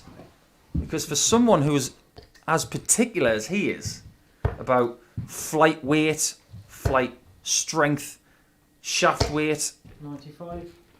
he ends up putting something like a very heavy watch on his wrist. And that's definitely more than the change of a stem, I can assure you that. 25. Everybody's different. Matt Dennant's work will be done if he can negotiate 145 and 6. 99. And he will graduate the scholar to Thursday night. And he will have a morning off. And his score tally will be wiped. He will start from scratch 34. with the Group C class. If he hits double 16. It's a bit wild on the double 8 shot. The job should be done, but where have we heard that before?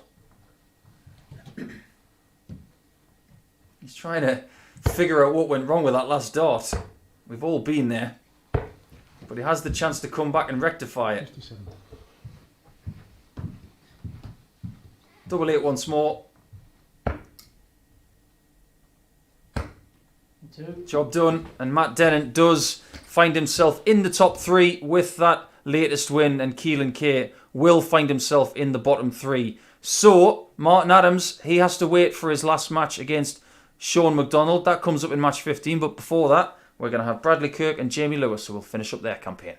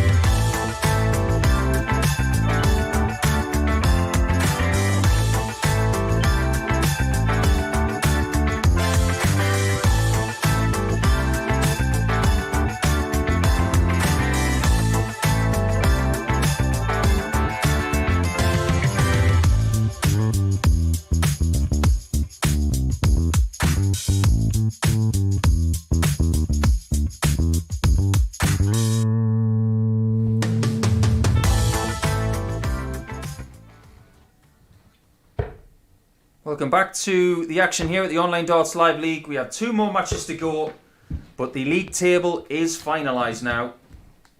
We have our champion at number 1 spot in Martin Adams, so he is playing in Saturday's finals. Shaun McDonald and Matt Dennant are now confirmed as 2nd and 3rd place, so they have been posted into Group C. Jamie Lewis playing his final match here against Bradley Kirk. They will do another duel tomorrow and on Friday in the Group B action. But before they do so, we will find out if Jamie can beat Bradley for a 3rd consecutive day. Yes, Brad throwing first. Game on. So Matt Dennant and Keelan K have finished their campaigns. Matt has finished with 140. 16 points. With a leg difference of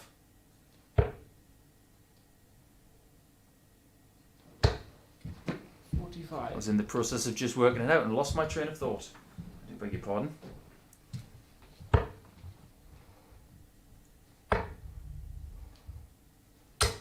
'96. Plus 3. Well, if the countdown clock was going on me, I would have just lost that round. Jamie Lewis, who currently has 12 points, the same as Keelan K. 40. Any win here will make sure that he stays in 4th position in the table. If he loses to 6th placed Bradley Kirk by 4 legs to 2 or worse, he will then move down a spot.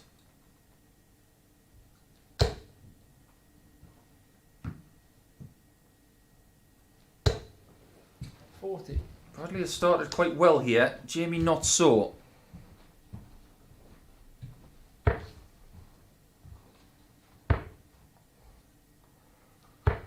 And so far this week, Jamie's had the measure of Bradley. Beat him 4-0 in game 14 on Monday, the exact same spot as this. 100. And he also beat him 4-0 yesterday, so Bradley's looking for his first leg against Jamie. Oh, that's alright. That's double 6. That's a bit of a fancy way to get 112. Well, it's alright as long as the numbers add up and you got a double on the end, so Bradley Kirk gets his first leg against Jamie Lewis this week. He gets it in fine fashion. It gives us a bit of a mystifying look in the corner there. It's almost Andrew Gilding like that look.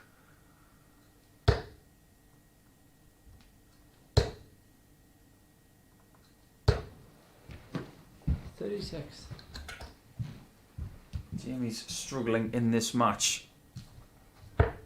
Just not able to figure out what's going wrong. And when you don't know what's going wrong, this is a really, really tough game to figure out.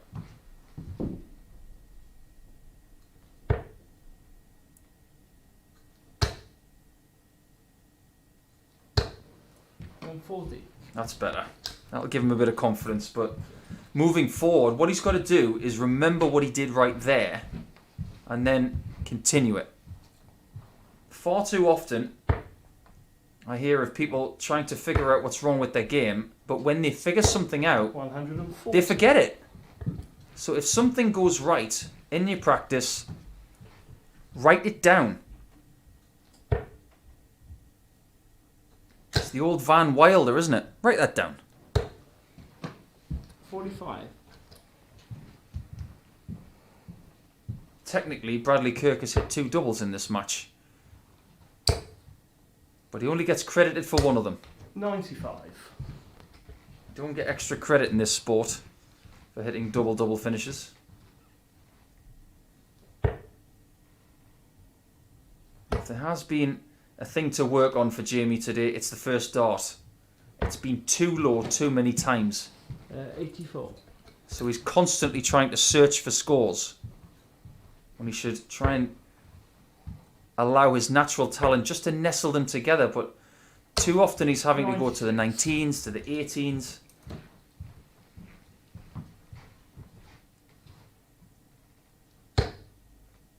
When you see someone playing well, their first start is always good. Even there, when he's hit the 60, it's not in the right place for him to try and maximise it. He's got to move to the left to try and open things up. Double 16 for Bradley. Game in 3. And he's found his second consecutive 15 darter here. And he's got his second leg of the week against Jamie Lewis. Averaging 100 here, Bradley Kirk. And maybe he's going to go out of Group A with a bang.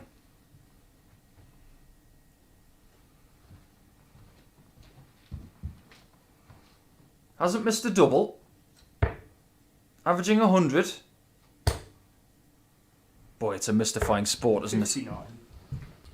Jamie was 8 perfect legs into his 3-game campaign against Bradley in Group A. And now he's lost 2 consecutive legs. I've spent a good part of 2 decades trying to predict this sport. I still can't do it. I don't think I ever will. 96. I've always said the only person who could predict sport was Biff Tannen, because he had the sports almanac in Back to the Future. As for everybody else, we just have to guess. 96. Admittedly, sometimes with an educated guess. But if you thought Jamie Lewis was going to have this all his own way, you'd be wrong. 123. Because Bradley Kirk has played exceptionally well so far in this match.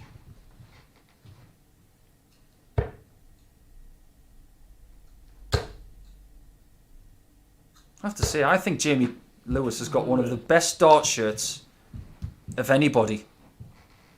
I think it's a really nice homage to his homeland. I think it's got a lovely symmetrical design. 59. He makes it look good, which is half the battle.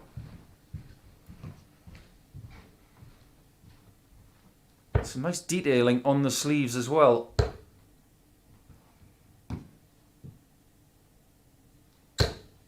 Even if you didn't know where he was from, you could pretty much guess he's from Wales by looking at his shirt. But this has been a much better leg from Fireball. As soon as I say that word Fireball, I've got his walk-on song in my head now, and I will not get it out of my head the rest of the day. Double top. That one went in a bit flat.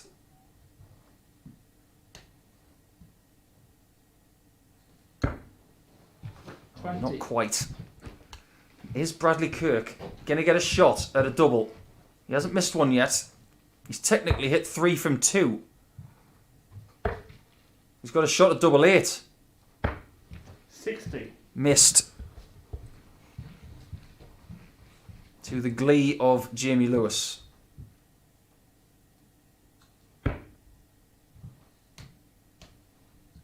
The angle is not perfect. It's just got a bit worse. He's throwing from next to the wall. No score. That first start really did scupper his chances of opening up the bed. And Bradley's on double 4. And that is a horror blocker. Now he's got an open bed. 6. An open bed no longer.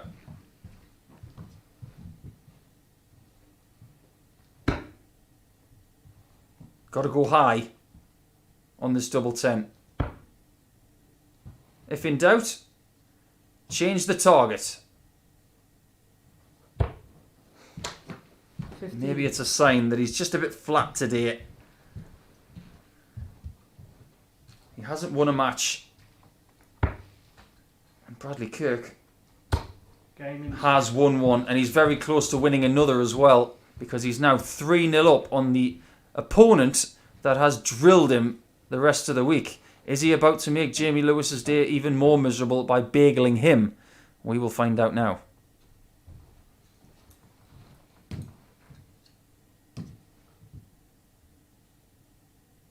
I really do hope that Jamie's not going to take today to heart too much. What he's got to do, 59. regardless of what happens in this game, is wake up tomorrow with a renewed sense, because he will start from scratch just the same as Bradley tomorrow. 140. And then he has some new opponents as well. Darren Beveridge, Jamie Clark and Greg Ritchie will join Group B.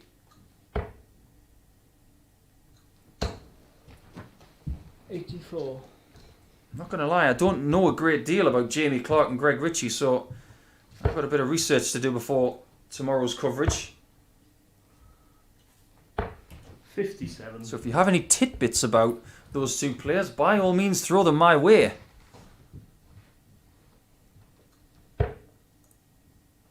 It's always good to see somebody that you haven't seen before. You just don't know what they're going to be capable of. Someone said to me once, have you ever seen this guy Rob Cross? He's pretty good. And I thought, okay, where's he from? Hastings. 59. Okay. Saw him throw really well in the local competition. 2 years later, he was champion of the world. It happens.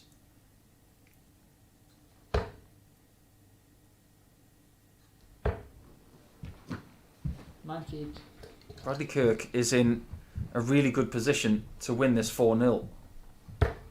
And he has won a game 4-0 this week. 97. He beat Matt Dennant 4-0, somewhat out of the blue, yesterday.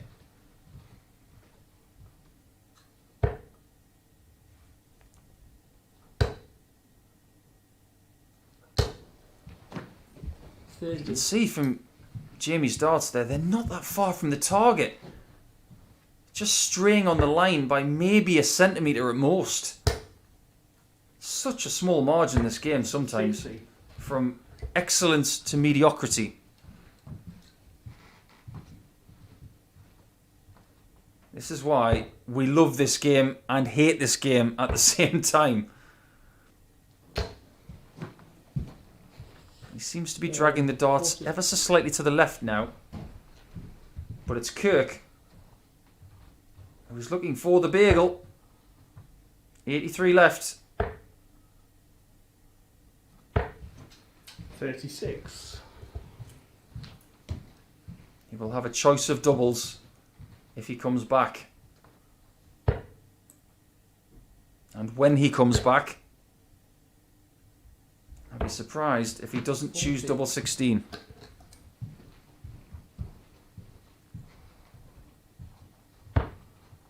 Double 16 it is.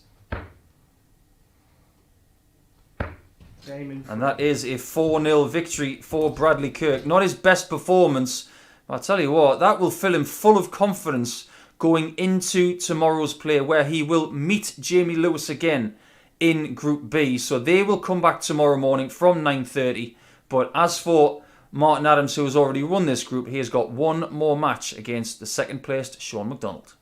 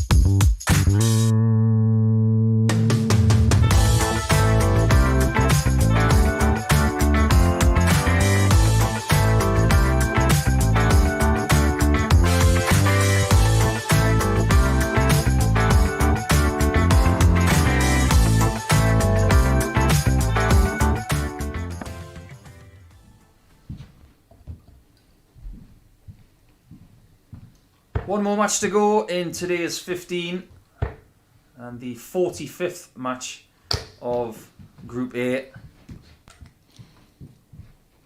We were hoping that maybe it was going to go down to the wire, but unfortunately for the neutrals, it's already done and dusted. We know where Shaun McDonald is going to play tomorrow and Friday. It will be a nighttime session for him as he plays in Group C alongside Matthew Dennant and a few others, of course. But no such trouble for Martin Adams, who has won Group A, whether he wins this match or not. 2 more points for him and he will finish on 24 points, but 22 as it stands is good enough.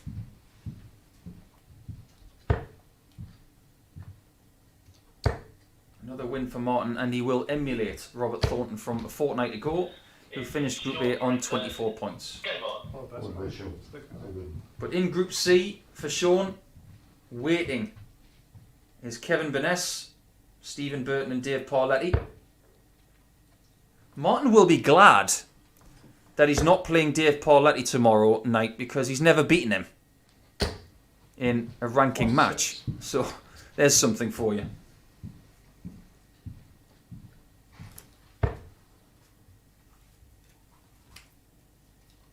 As far as the Group A table is concerned, it is done. It is dusted. 50.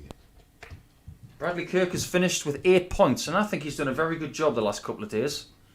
He's picked up 4 today, 4 yesterday, and Monday is forgotten now.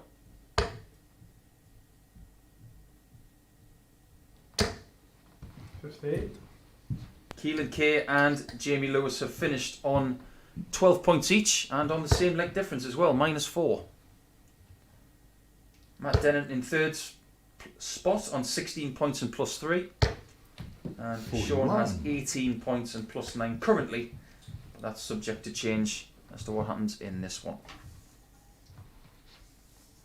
As far as the daily table is concerned, Martin Adams has already wrapped that up. Another win here for Martin. It will be 2 days undefeated. 60. Quite an astonishing achievement.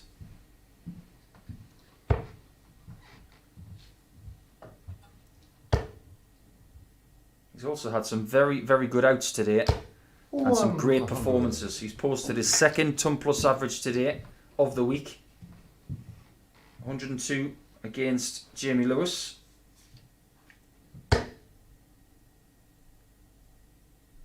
Started with a 4-1 victory over Keelan K. Then a 4-2 victory against Matt Dennant, which was very hard work, especially in the first few legs.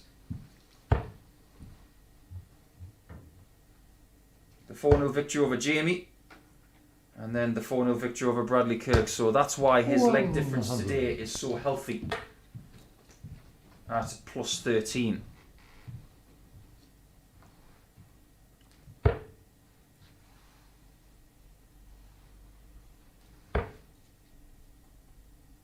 As far as the weekly head-to-head's concerned, 134. it's 1-1 between these two. I suppose the issue that remains is, will they play against each other anymore after this?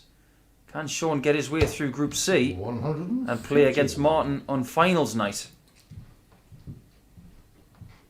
You take that off your hand right now.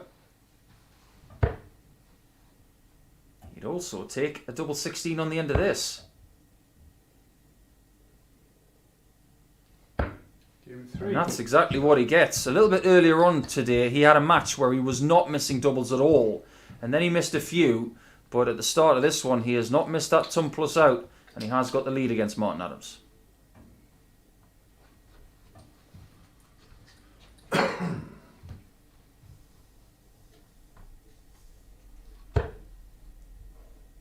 On day 1, on Monday, Shaun won 4 legs to 1. It was one of his most assured performances of the week. 25. And I'm sure that was responsible for some of the confidence he has shown throughout this group. Whenever you pick up a victory against Martin, it's something you remember. 40. And I can prove that because last year I remember playing Martin the first game of the day in a live league outing. I played extremely well and averaged 99, and I just never have forgotten that match. 85. Had loads of battles with him last year. He won the most of them. Sometimes I got one over on him. Not too many though. As for yesterday, Martin won 4 legs to 3.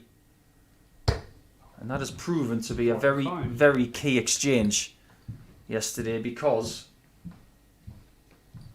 what separates them in the table is 4 points. And if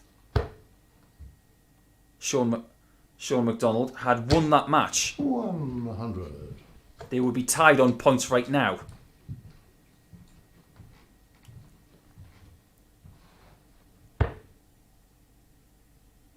Stephen Pemberton has got in touch with me on social media asking, do I go to sleep at night dreaming about darts because of my enthusiasm for the game?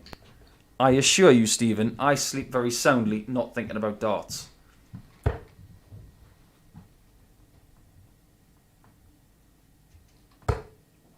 Greg McHattie has got in touch as well, asking if the PDC would show live games from the Challenge Tour, similarly to what they do for the Players' Championships. Well, I'm not sure about that.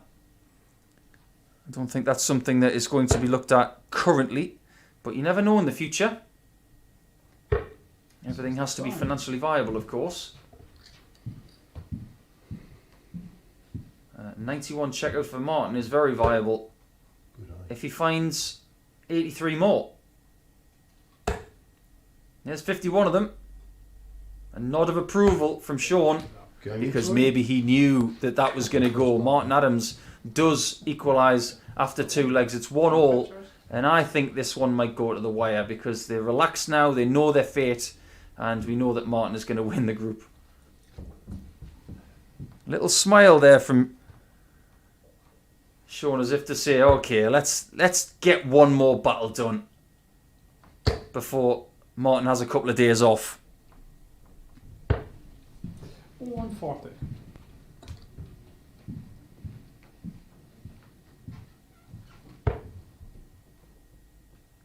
A friend of mine's got in touch talking about Adams winning PDC titles, and he seems to think that the 2001 Antwerp Open, the 2000 Denmark Open, and the Primus Masters back in 2000 as well were all PDC aligned. Well, I don't know, is the answer. But it's a fascinating discussion, isn't it? It wouldn't surprise me, because wouldn't that be the way he got into those World Match Play and World Grand Prix spots? Surely that was the reason. 60.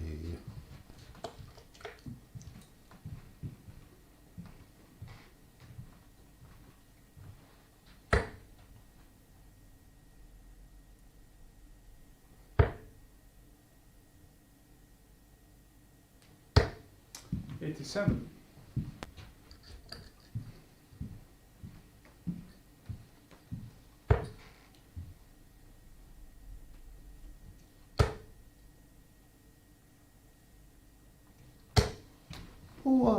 Steady ton from Martin there.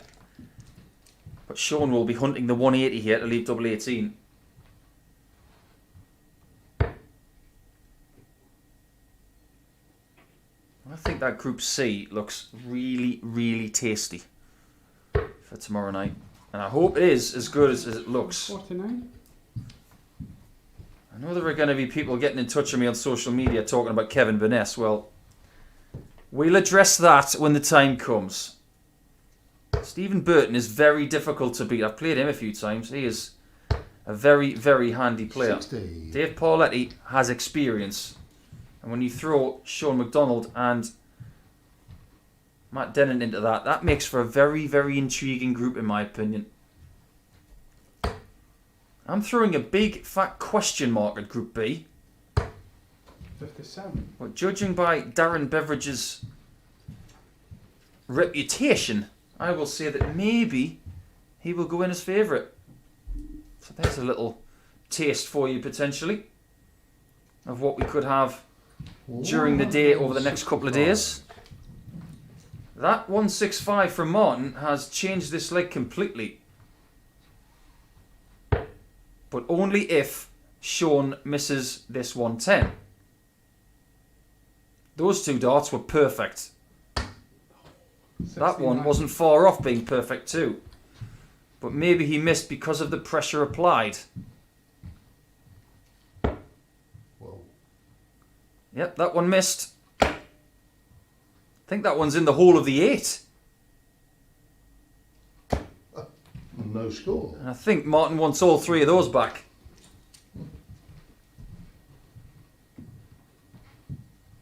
Maybe Shaun can show him where that double is.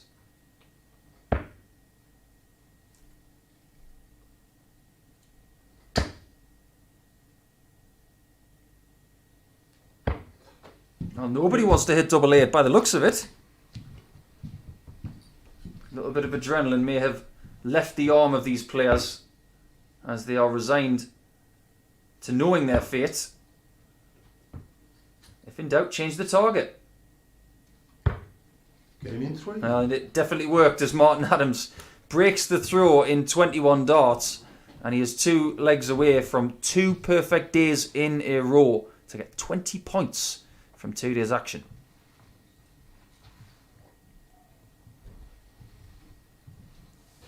The last person to beat Martin Adams was Shaun McDonald 48 hours ago. Since then, he hasn't lost. That's why he's top of the table. 121.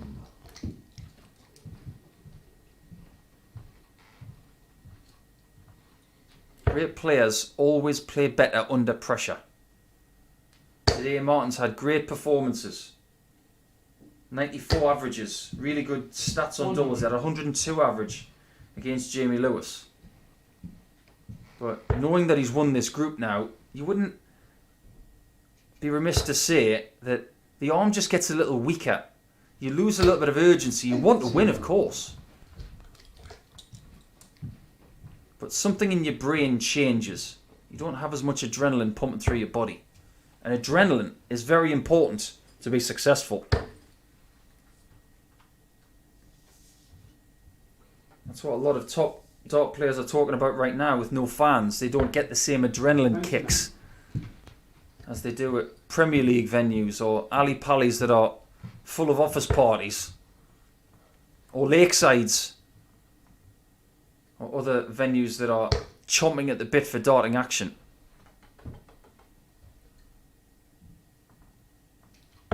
$97.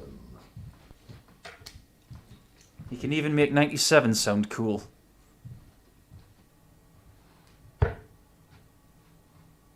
It's got to be 2 trebles from here to get to a finish.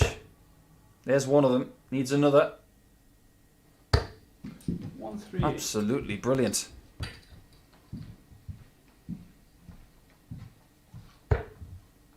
The 2 biggest finishes today have been hit by these gentlemen. A 1-3-2 earlier from Shaun against Jamie Lewis in a 4-2 victory. That was a special finish, but not as special as the 1-4-7 that Martin hit in a 4-0 victory over Bradley Kirk.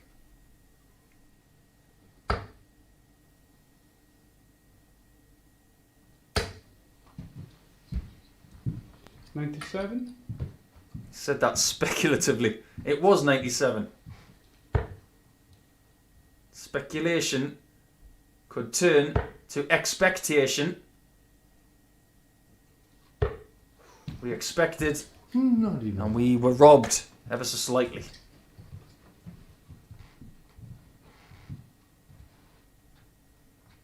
It's conceivable that Shaun should be 2-1 up, but it might be 2-2.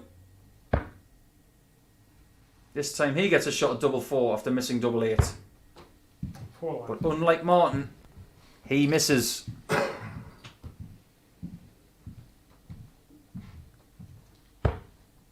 Double 8 again. Can he find it this time in leg 4?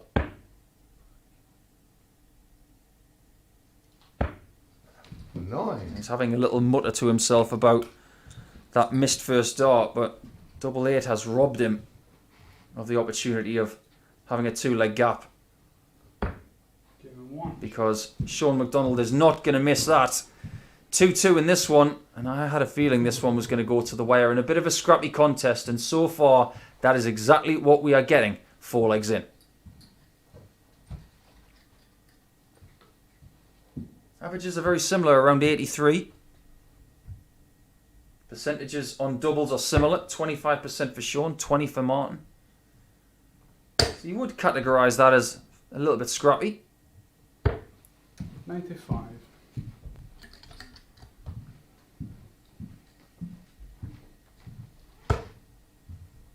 If you're wondering who is going to be part of the coverage next week, because the 100. Online Darts Live League will be back on Monday with Chris Mason, well, you'll have to tune in on Saturday night as I reveal the field for next week. 180. I am not going to tell you anybody's name until then, so you'll have to tune in. Stephen Pemberton has got in touch asking how many more weeks it will run. Well, I can tell you, it's going to be on next week.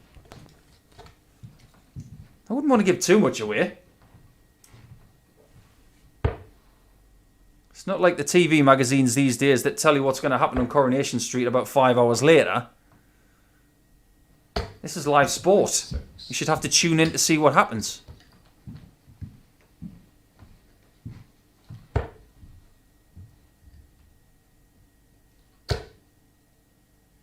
And Stephen says he's finding it hard to get much done while the darts is on. This is where you've got to be a really good multitasker, Stephen. Shaun is doing a very good task here.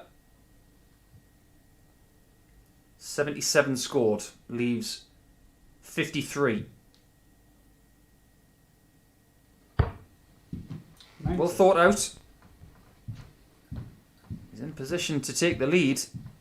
He could inflict a second defeat on Wolfie this week at his own hands 60. and be the first person to defeat him since he did it.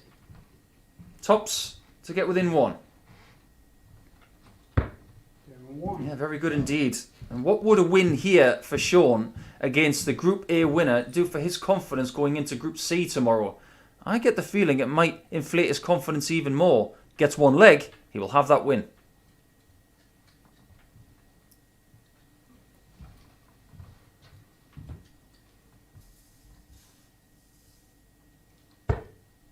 Shaun has handled the task of playing Martin very well this week, probably better than anybody else.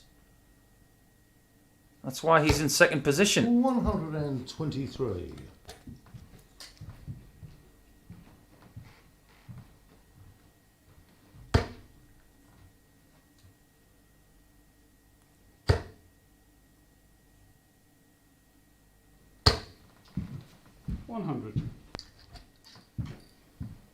A lot of people think it's very difficult to play against these legendary players, and sometimes that is the case. I've often been asked, who did I enjoy playing the most? Well, Phil Taylor, 83. because the occasions were always great, and I loved the pace of play when I played against Phil Taylor. I really enjoyed the game, whether he was thrashing me or not. 98. I played Martin a few times, and I like the pace of play against him. You don't have to rush around. There's a really nice rhythm to it. First time I ever had the pleasure of playing Martin was in an exhibition in Portsmouth. And I managed to win that night. 100. And that was the final of the exhibition, so I actually won that. That was probably the last thing I won.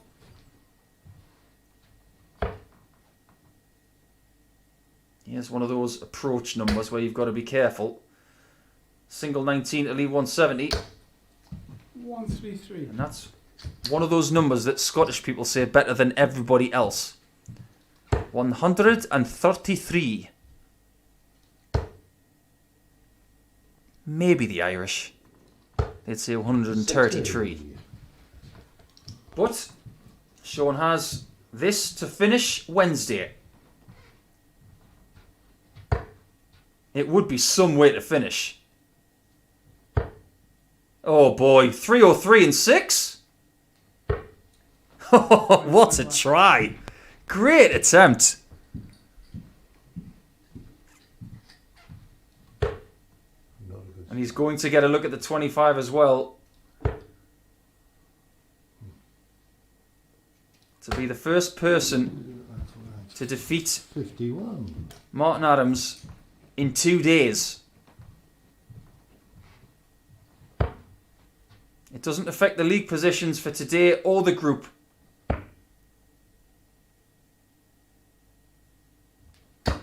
Nope. 17. Oh, went inside. We couldn't see it because the dart was in the way. And here's Martin going to take this out to take us even further. He needs the bull. Not far off. Yeah. He got closer than Shaun did. But after 2 mismatched darts in the previous visit, McDonald centralises that double 4 to inflict his second win over Wolfie for the week. It's been a fantastic group. It really has. But Shaun McDonald goes through to Group C. He will be back tomorrow night from 9:30 p.m. with Matt Dennant.